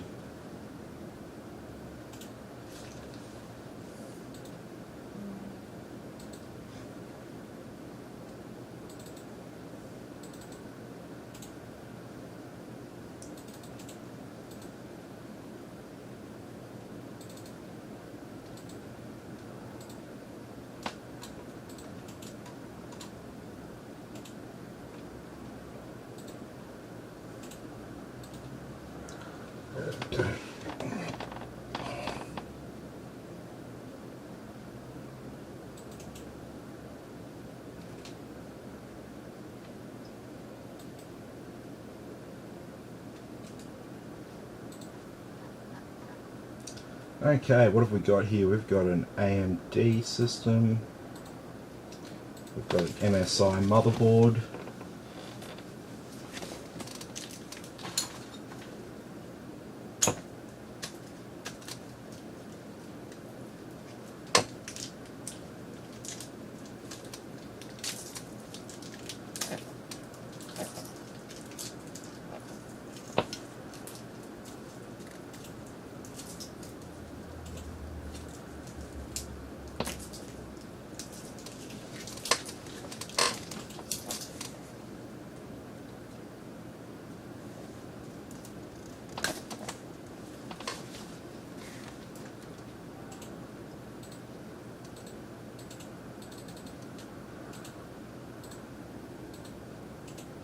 There's our graphics card driver.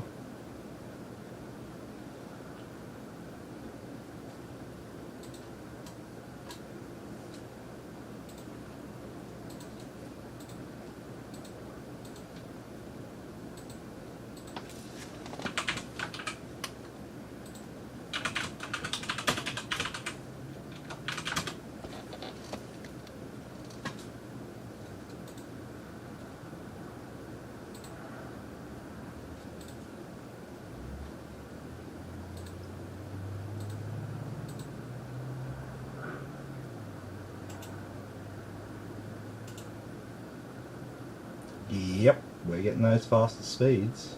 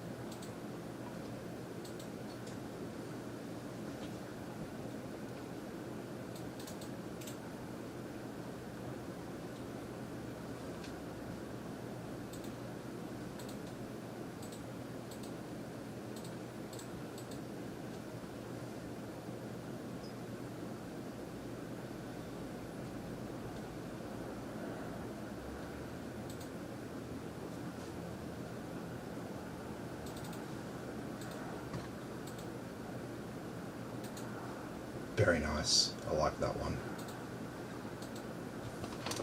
That's how he says you're very talented. You are. Everyone I don't tells give you. enough. Everyone I don't tells give you. myself enough credit for my photos. No. I see my photos, I'm like, that's shit. The most critical person in the world. But I really do like that photo. It took me ages to get that right.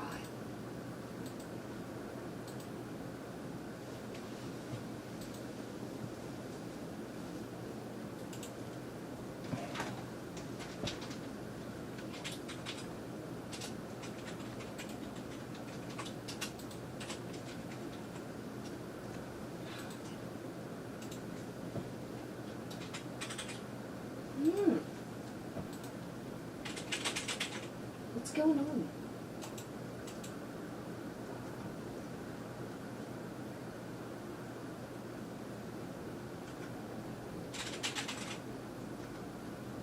Is your computer stalled? No.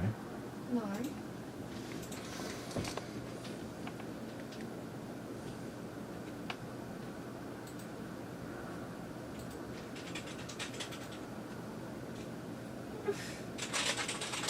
Reconnect your keyboard. No, you've locked it. I know what you've done. You've locked it. How the fuck did I do that? Function lock.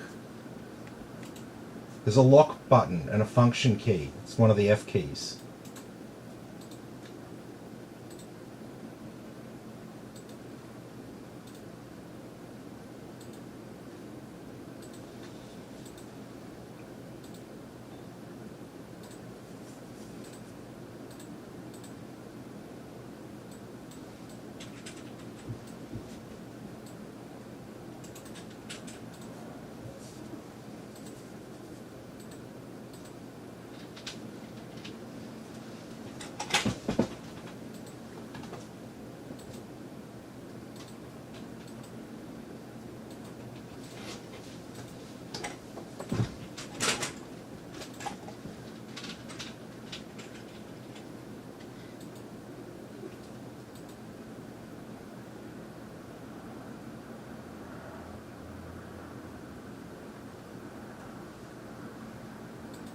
There's no lock button on this.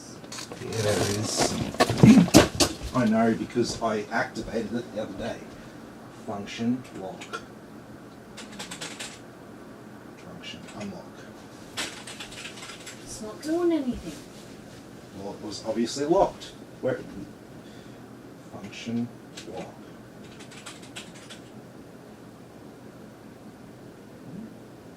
Yeah.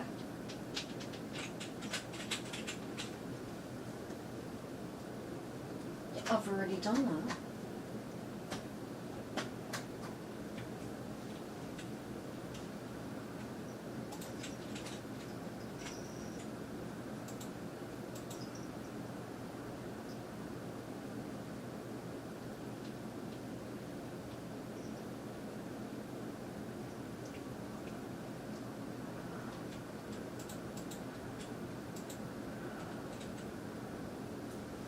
Script error on the page.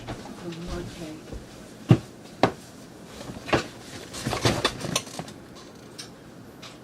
Stupid Facebook.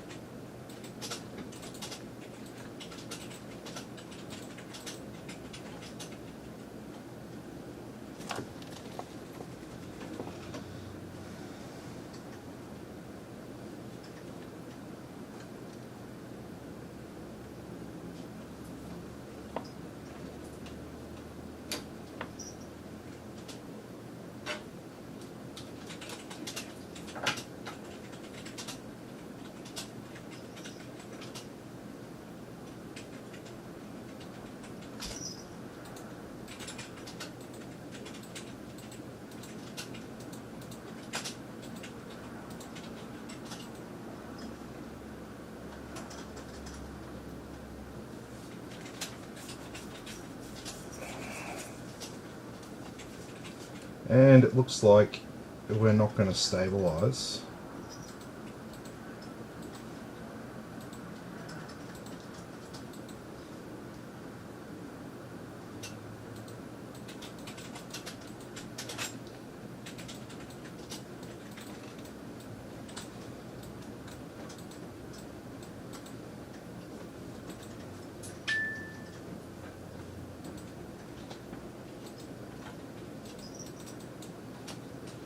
Nope.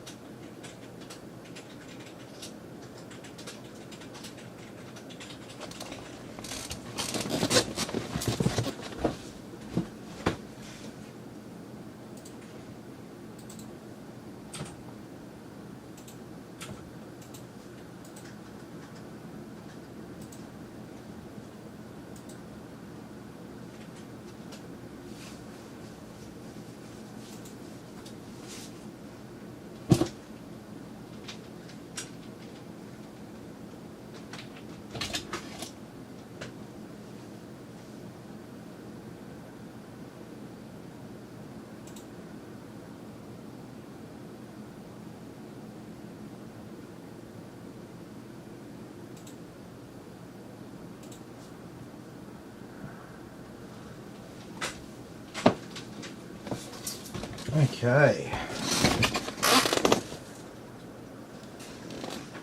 So we've still got a little bit of stuff to install, I think.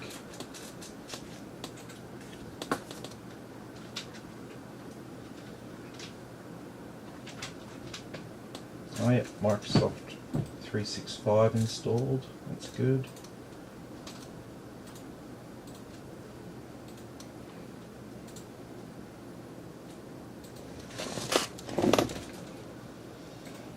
Yeah, I did that. It's so silly.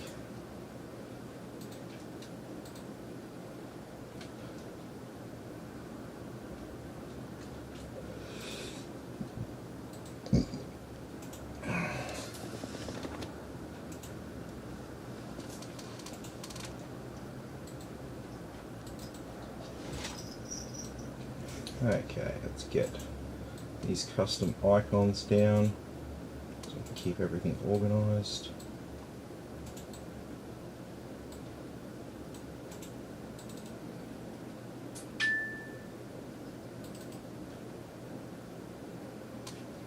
Oh.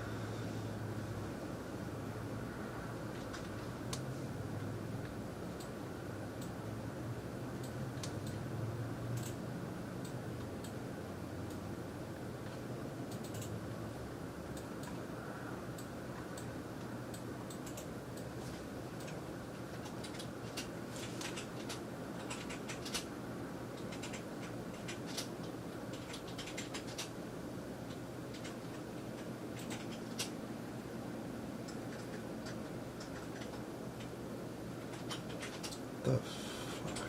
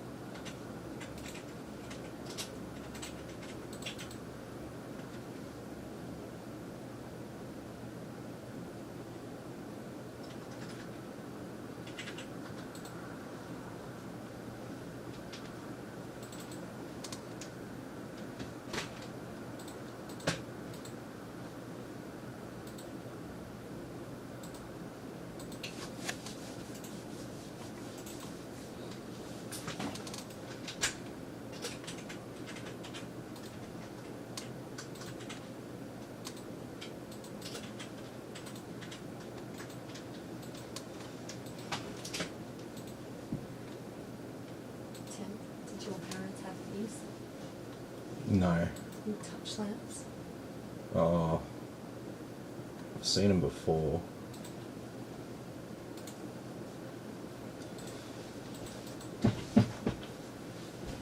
I'm just happy and they're like, Nana had these.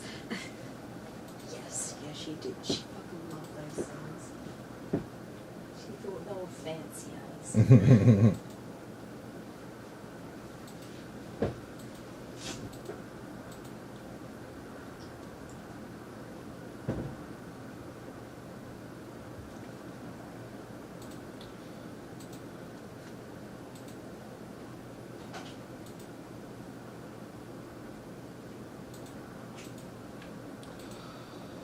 Oh my god.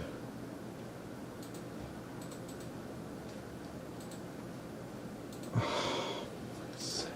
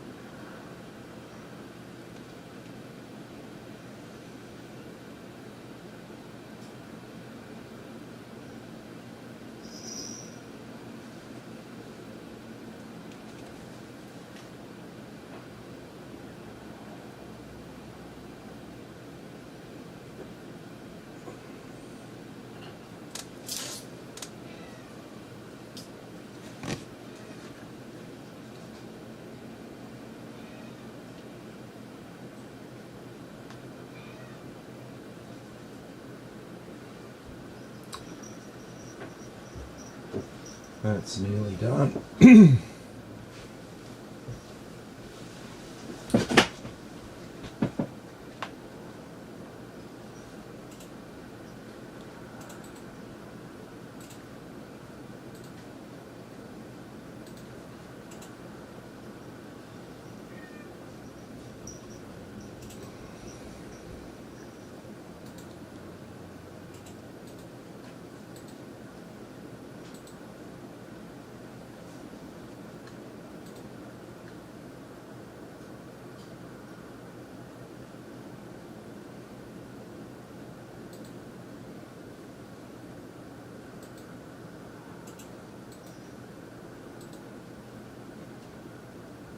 So if this stuff's up again, I'm going to reinstall it.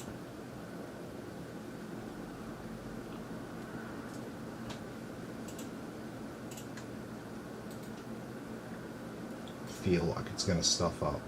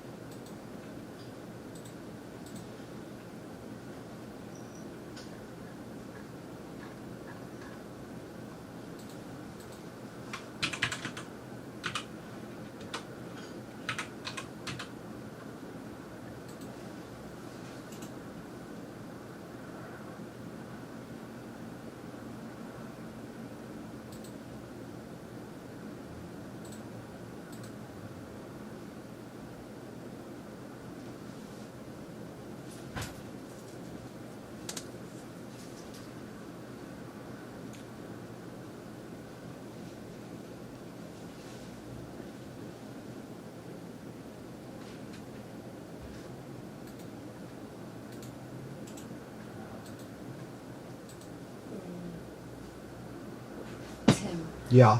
we need to go to Steph's baby's funeral. When is We it? have to do it. Yeah. It's on 27th.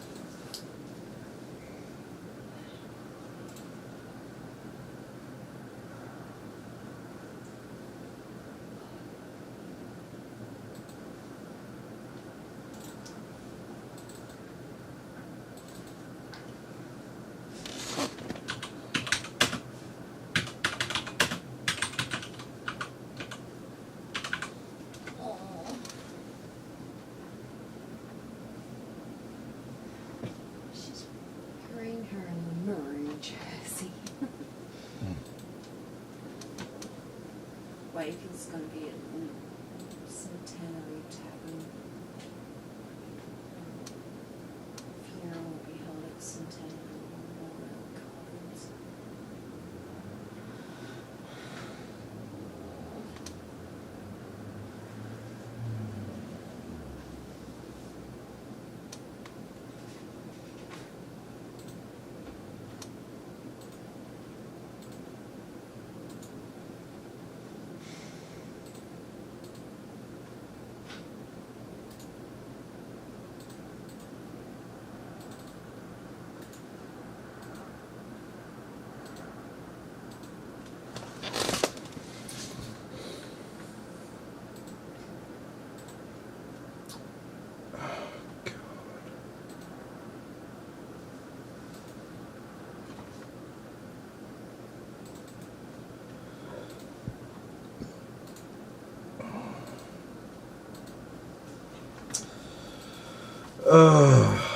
Okay.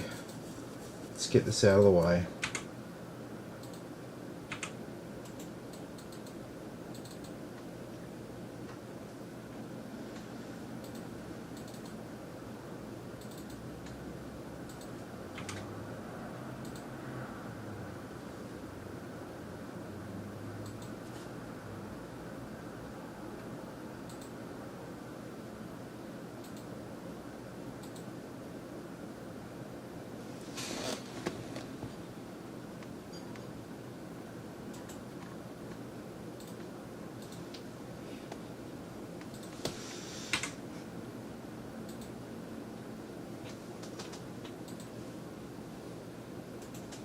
Okay, now I need,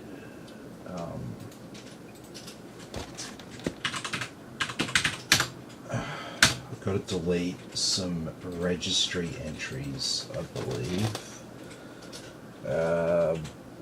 Local machine software, wow, 6432 node, MSI, one Dragon Center. Actually, one Dragon Center LED sync can go as well. Afterburner can stay, everything else can stay. Alright.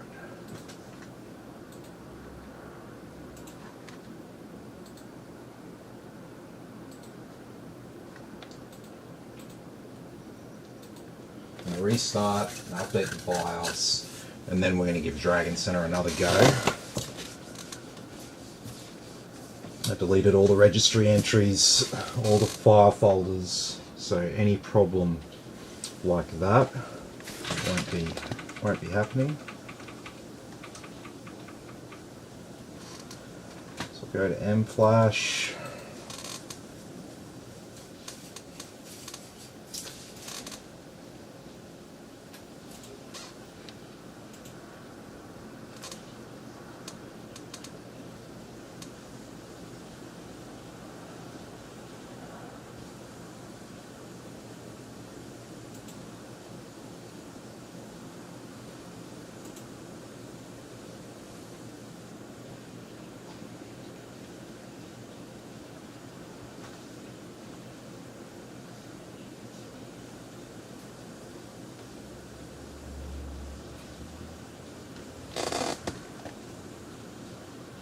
Okay.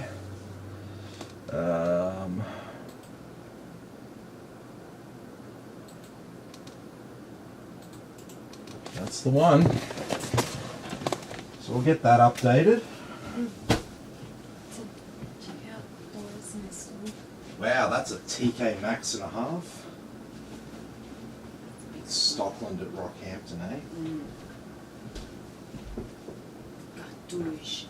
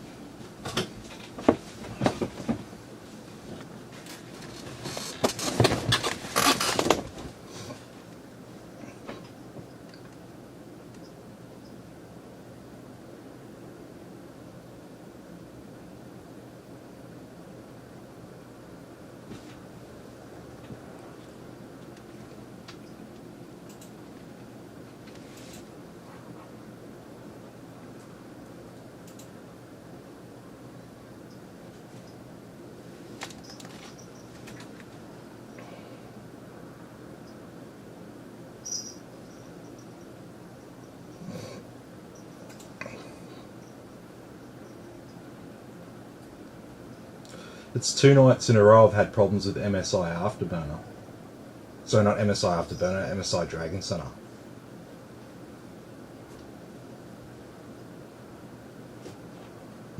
Yep.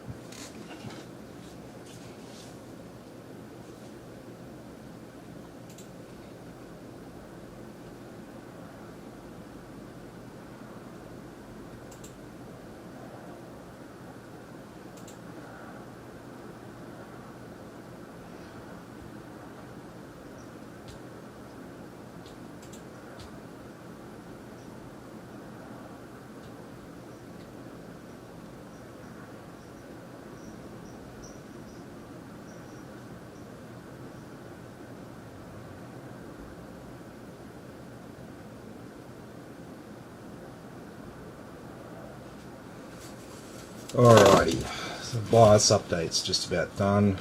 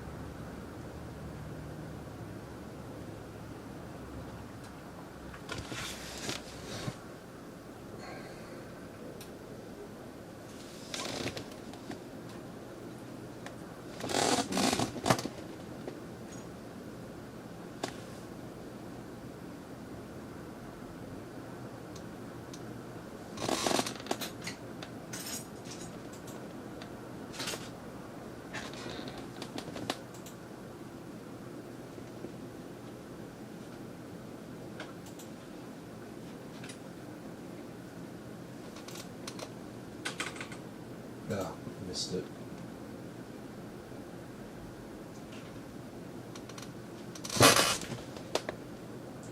Wanted to re-enable the XMP profile quickly then, but that's okay. We have another problem to solve. A dragon problem. Dragon!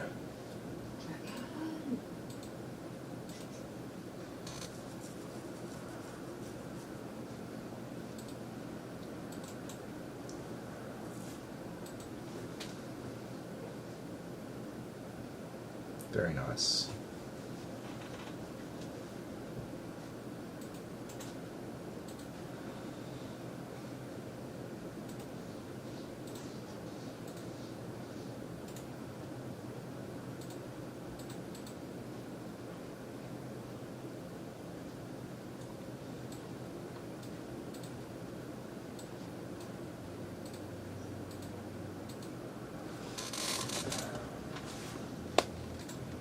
Okay, while that's doing that, let's fix the date and time, because it's definitely not 9 o'clock still.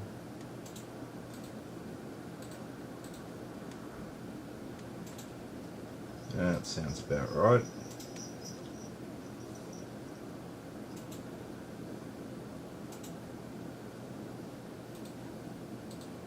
Alright, let's turn off all this annoying shit that starts up automatically. IQ can stay. OneDrive's optional. So expensive. $500. Holy shit.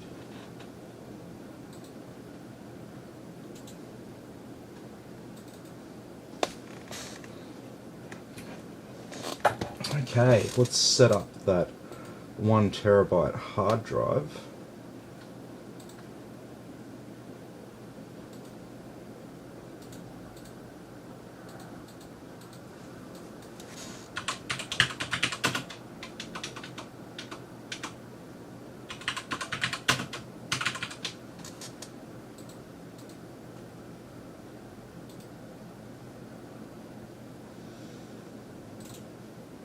There we go.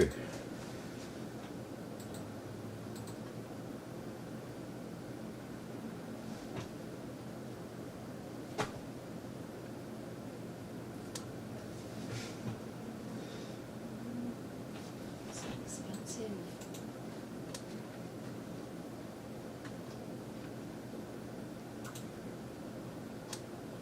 There we go.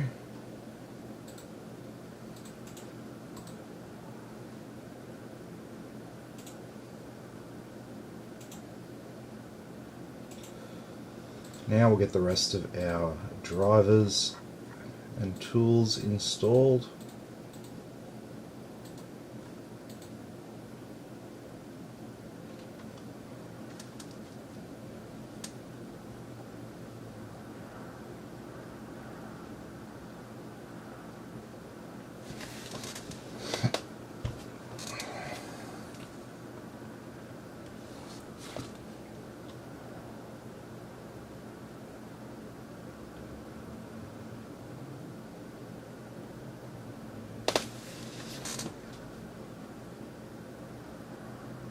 Okay, so that's all good.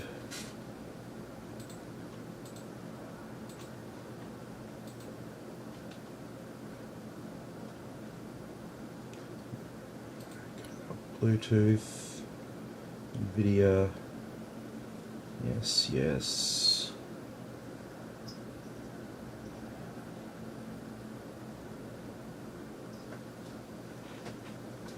So,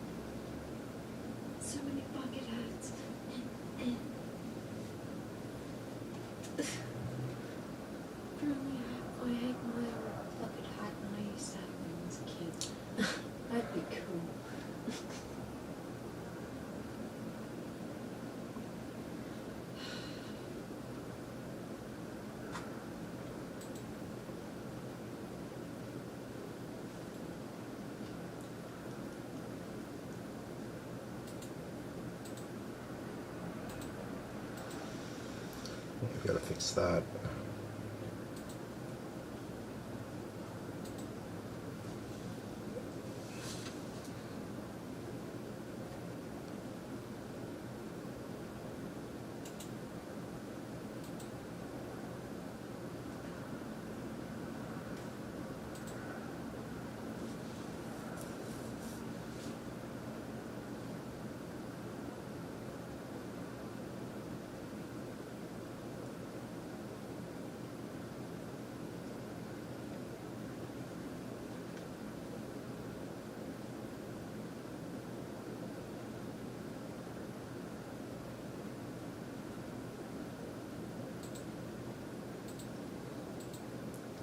Takes sweet ass time.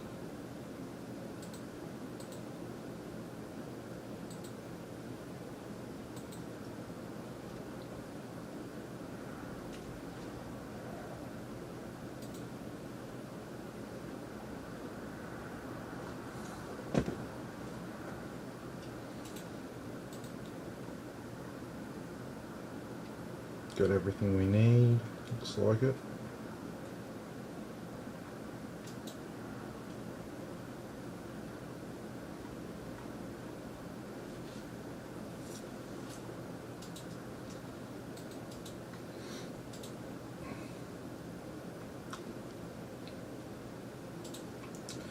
Whenever you're ready, Dragon Center. I got all night. It's all good.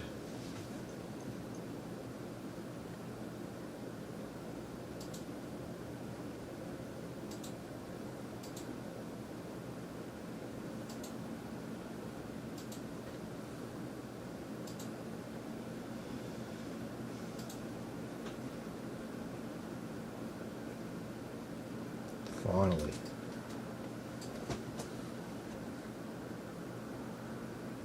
Please wait patiently.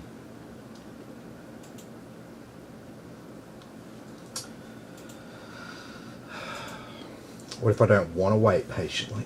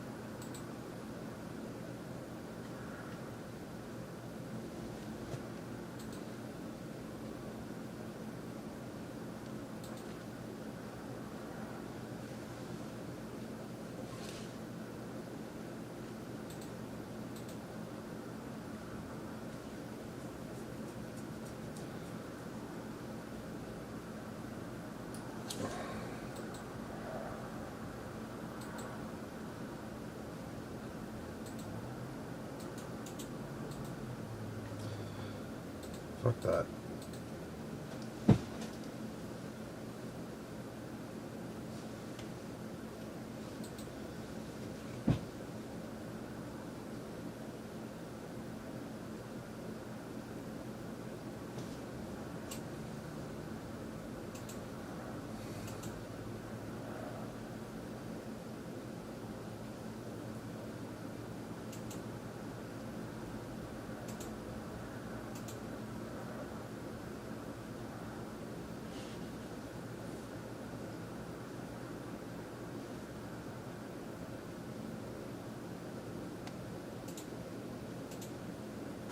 Oh, fucking hell.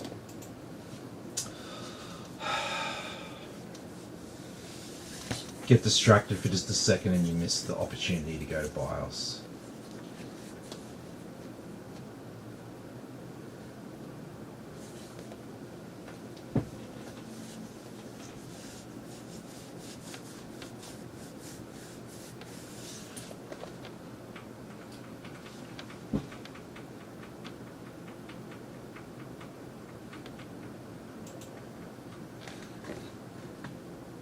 Alright, we'll activate XMP profile.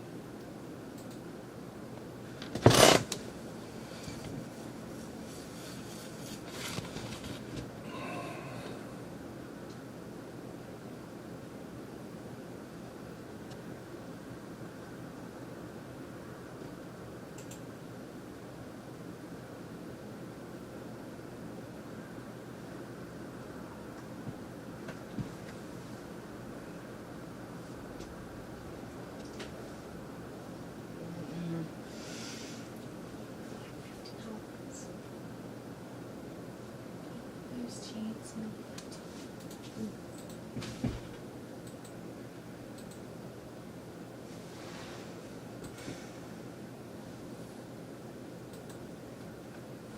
Sweet as. Alright. So we got there. A few hiccups along the way there, but we did get there.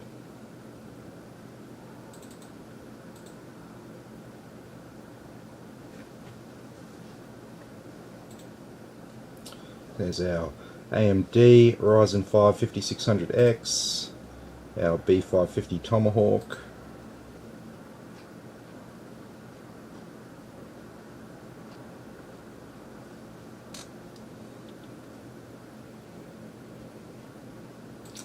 Alrighty, so what do those numbers mean? How do they compare to everything else? We'll have a look at that.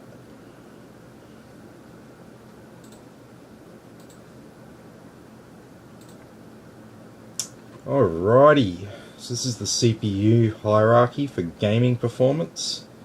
So this is our 5600X here tonight. There's your average 5600X. Here's everything else.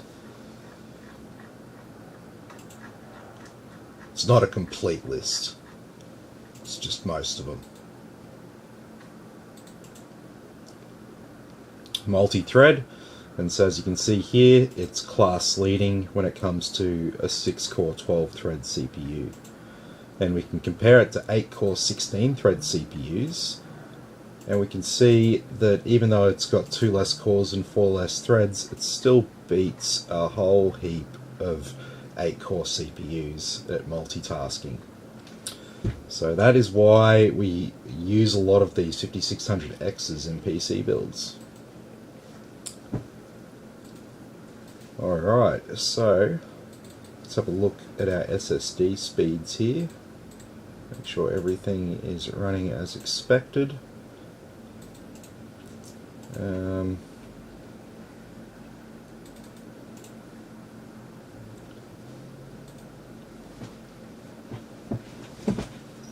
So there's our, that's no.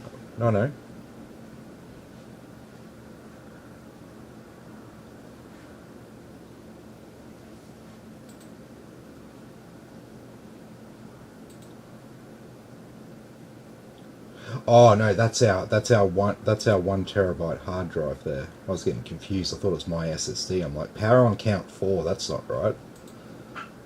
There we go.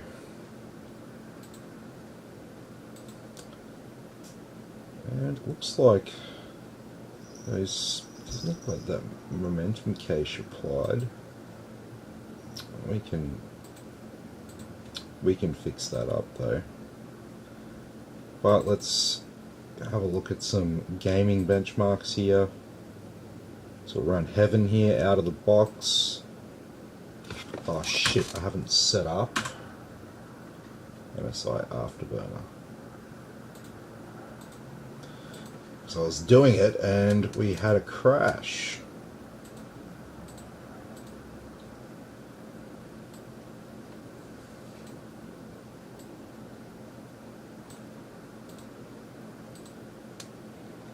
Alright, set up our on-screen display here.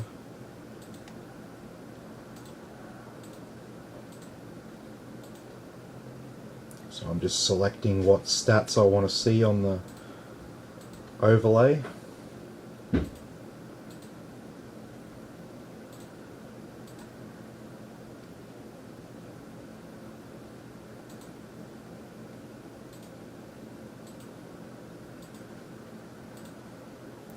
we'll set the toggles. F10, Control F11 turn on, Control F11 turn off. Apply that.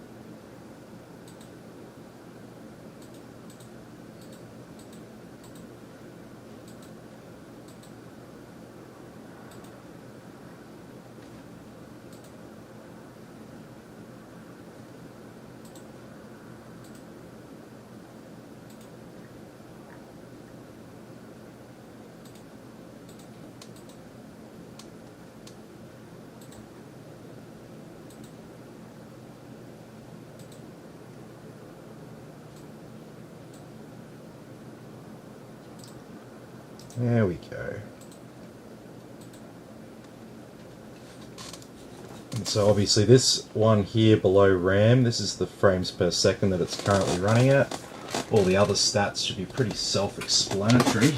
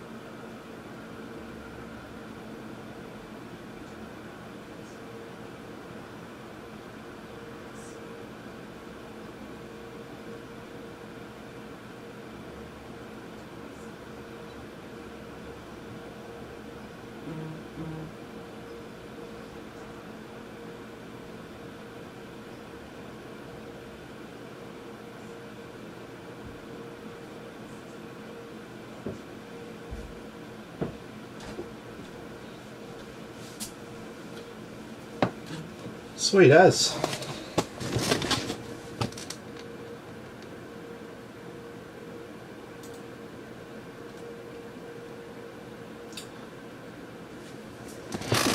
And that was heaven.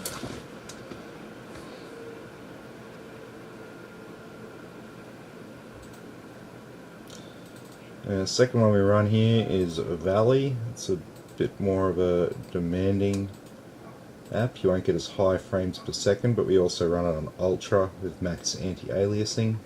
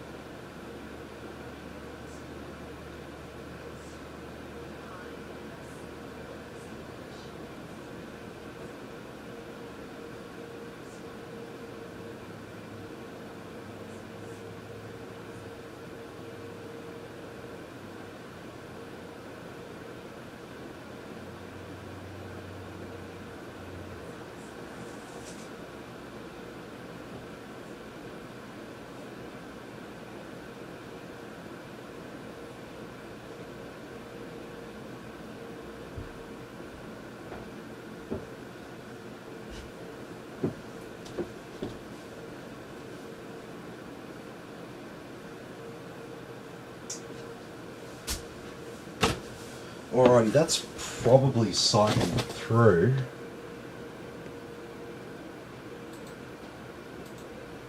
So we might run the 4K benchmark now, and then we'll get on to the stress test.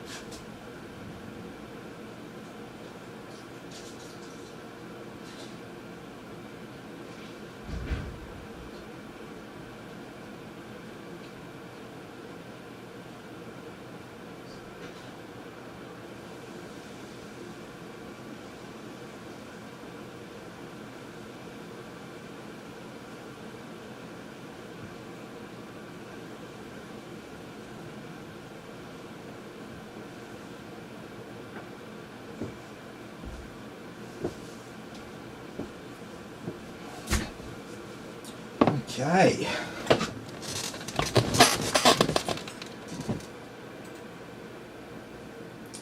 So that was Superposition 4K. And so now we are at the end of the night.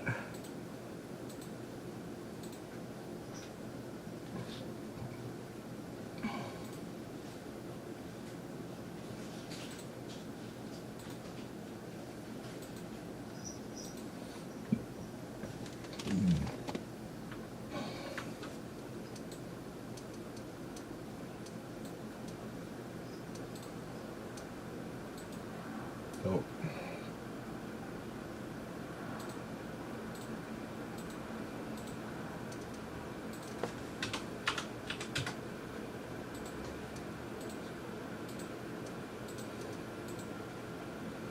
So we'll go for a 90-minute run.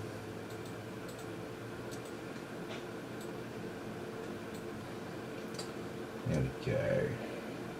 How's that CPU looking? Yeah. All good. Is that graphics card looking sweet?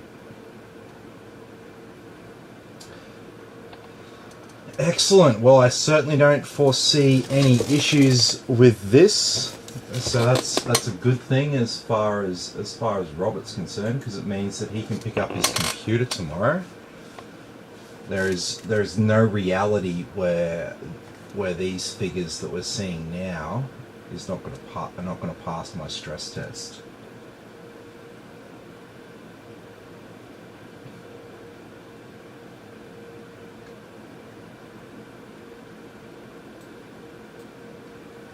CPU, sys1, MOSFET, chipset, socket, PCIe 1, which is the first M2 slot. And there's our fans. See, some of our fans aren't even on maximum here.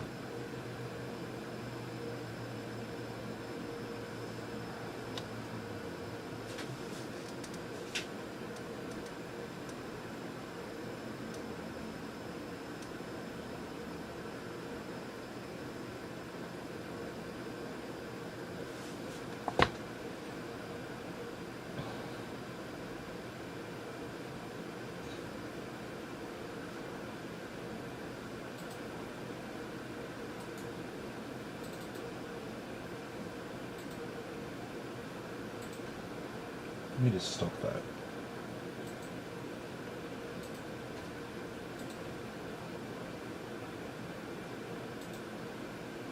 Oh, I just noticed something quickly. I just want to fix that up so I don't forget to do it before I give him the computer. Because I don't think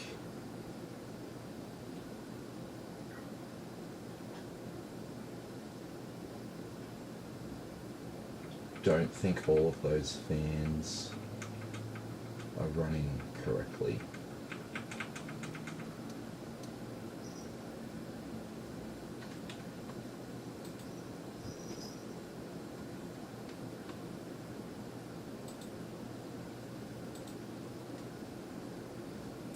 Our pump DC mode is fine. Sysfan 1 smart. Sysfan 2 smart. Pulse width modulation. And we'll set these for pulse width modulation. We don't have anything plugged in.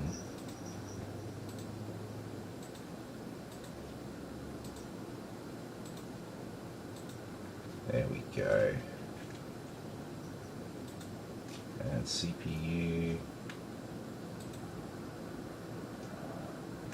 PWM,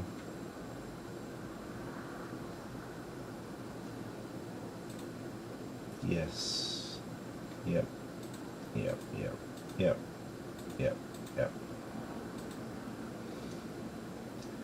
XMP profile 1, yes.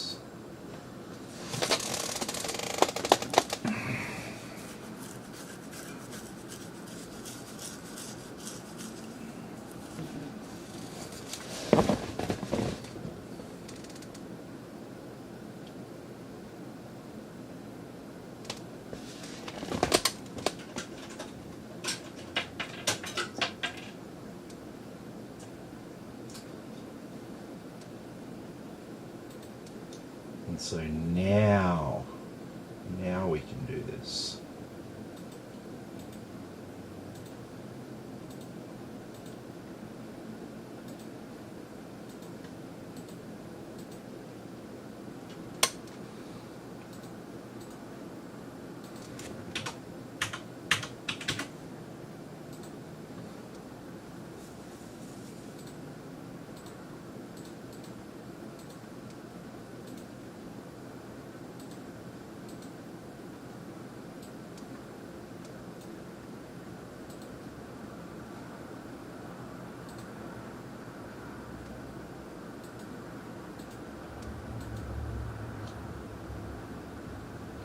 There we go.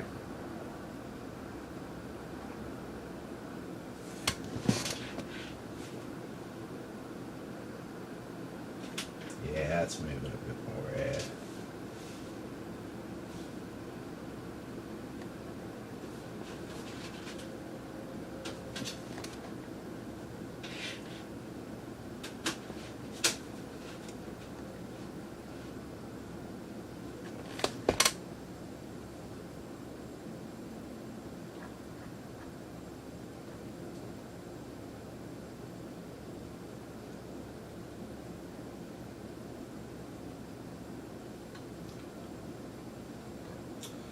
Sweet as.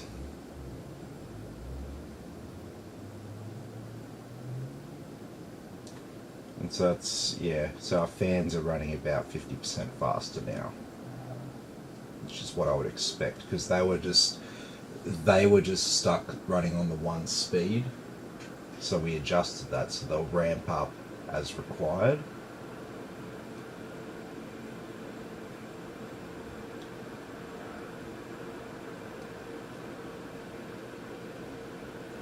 Our pump, obviously, we just power that directly.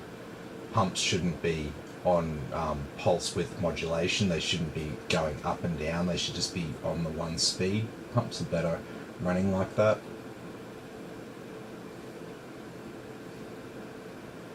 And look at that, just sipping 76 watts and all this performance.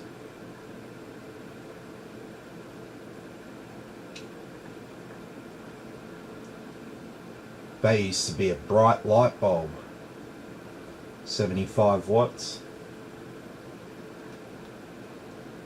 Sweet as. All looking good. Well, yeah, this is the time where if you've got any other final questions for me before I sign off, now's the time to ask.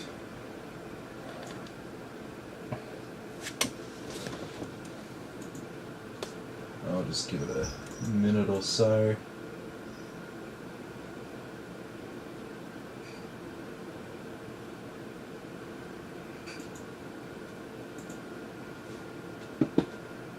Not many people still watching because it's like late as hell now. Everyone's like passed out. But yeah, there's not going to be any issues with this. So Robert will be able to pick all this up tomorrow. Happy days. And then yeah, he can get used to a new level of performance. Because yeah, I think he's, from what I remember from our conversation, he is well due for an upgrade, and he's not going to know himself with a PC like this.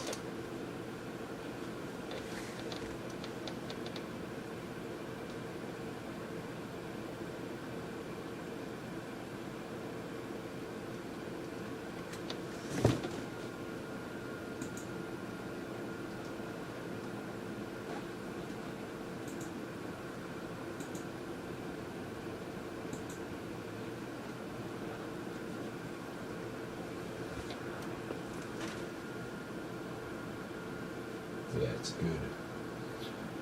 So, because of a little bit of a technical note I'll just bring up before I sign off. So this back fan here, this is connected to the CPU fan header. So this fan here, which is blowing, sort of sucking air across the motherboard, kinda, that's the one that ramps up with the CPU temperature. So we've got the radiator pump on the CPU block itself, keeping that cool. But all these heat sinks and stuff around the CPU, they have to be kept cool as well. So by hooking like one of these fans that are directly around the MOSFET VRM coprocessor heat sinks, you can increase the amount of airflow across those components and the amount of heat that gets dissipated from them. So that's always preferable to do something like that with either the fan at the top there or the fan at the back. If you have the CPU fan header free, you'd definitely plug either one of them into that header before you plugged in, say, a fan on the front or something like that. So just a little bit of a finer point there, because yeah, any of those items that have those heat sinks and stuff on the motherboard, they're designed to be air cooled by air circulating around. So sometimes people make the mistake of putting a cooler like this on and then not having any other fans up here, and then their motherboard starts to overheat and stuff like that. So yeah, you gotta think about how you actually set it up sometimes. So I mean, if you just copy what you see here, you're not going to have too much of a problem. But yeah, these are some of the issues that people sometimes overlook when they build a computer. But no, I think that's gonna be it for tonight. I think that's it. There's like no one left on YouTube. I've got one question here on Twitch. Which is the best way to stress test? I think it is. Let me zoom in and make sure I'm not making an ass of myself. Which is the best way to stress test? Yeah, okay, so I mean what I use here is R23, so Cinebench Release 23. And so this stresses the CPU, and you can use various apps. You can use one of those benchmark apps that I was running before. I normally use Thermark because it's particularly power intensive on the graphics card, and that's part of what I like to stress test, because I ship PCs out nationally, so I definitely don't want to be shipping out a graphics card that's going to die like the first time it gets pushed to its limit. So if I run a stress test in a controlled way like this with Thermark, it pretty much does exactly what I want it to do. I don't need it to work any harder than what it works here. This is a pretty decent stress test. Your average person's never going to use their computer as hard as what we're doing right now. We're essentially rendering a video and running a 3D game at the same time, so no one really does that kind of thing. That's like hardcore power user territory. So, you know, that sort of person would have a workstation platform probably if they really needed that kind of computing power. But normal people, you know, if you're playing a game, you're playing a game, and if you're working and you're rendering videos, you're working and you're rendering videos. So, but yeah, there's no like right or wrong way to stress test. You just want to be making sure that the apps that you're running are actually stressing the components properly. So, not just utilization, but like the power that's running through them as well. So it's all factors to consider.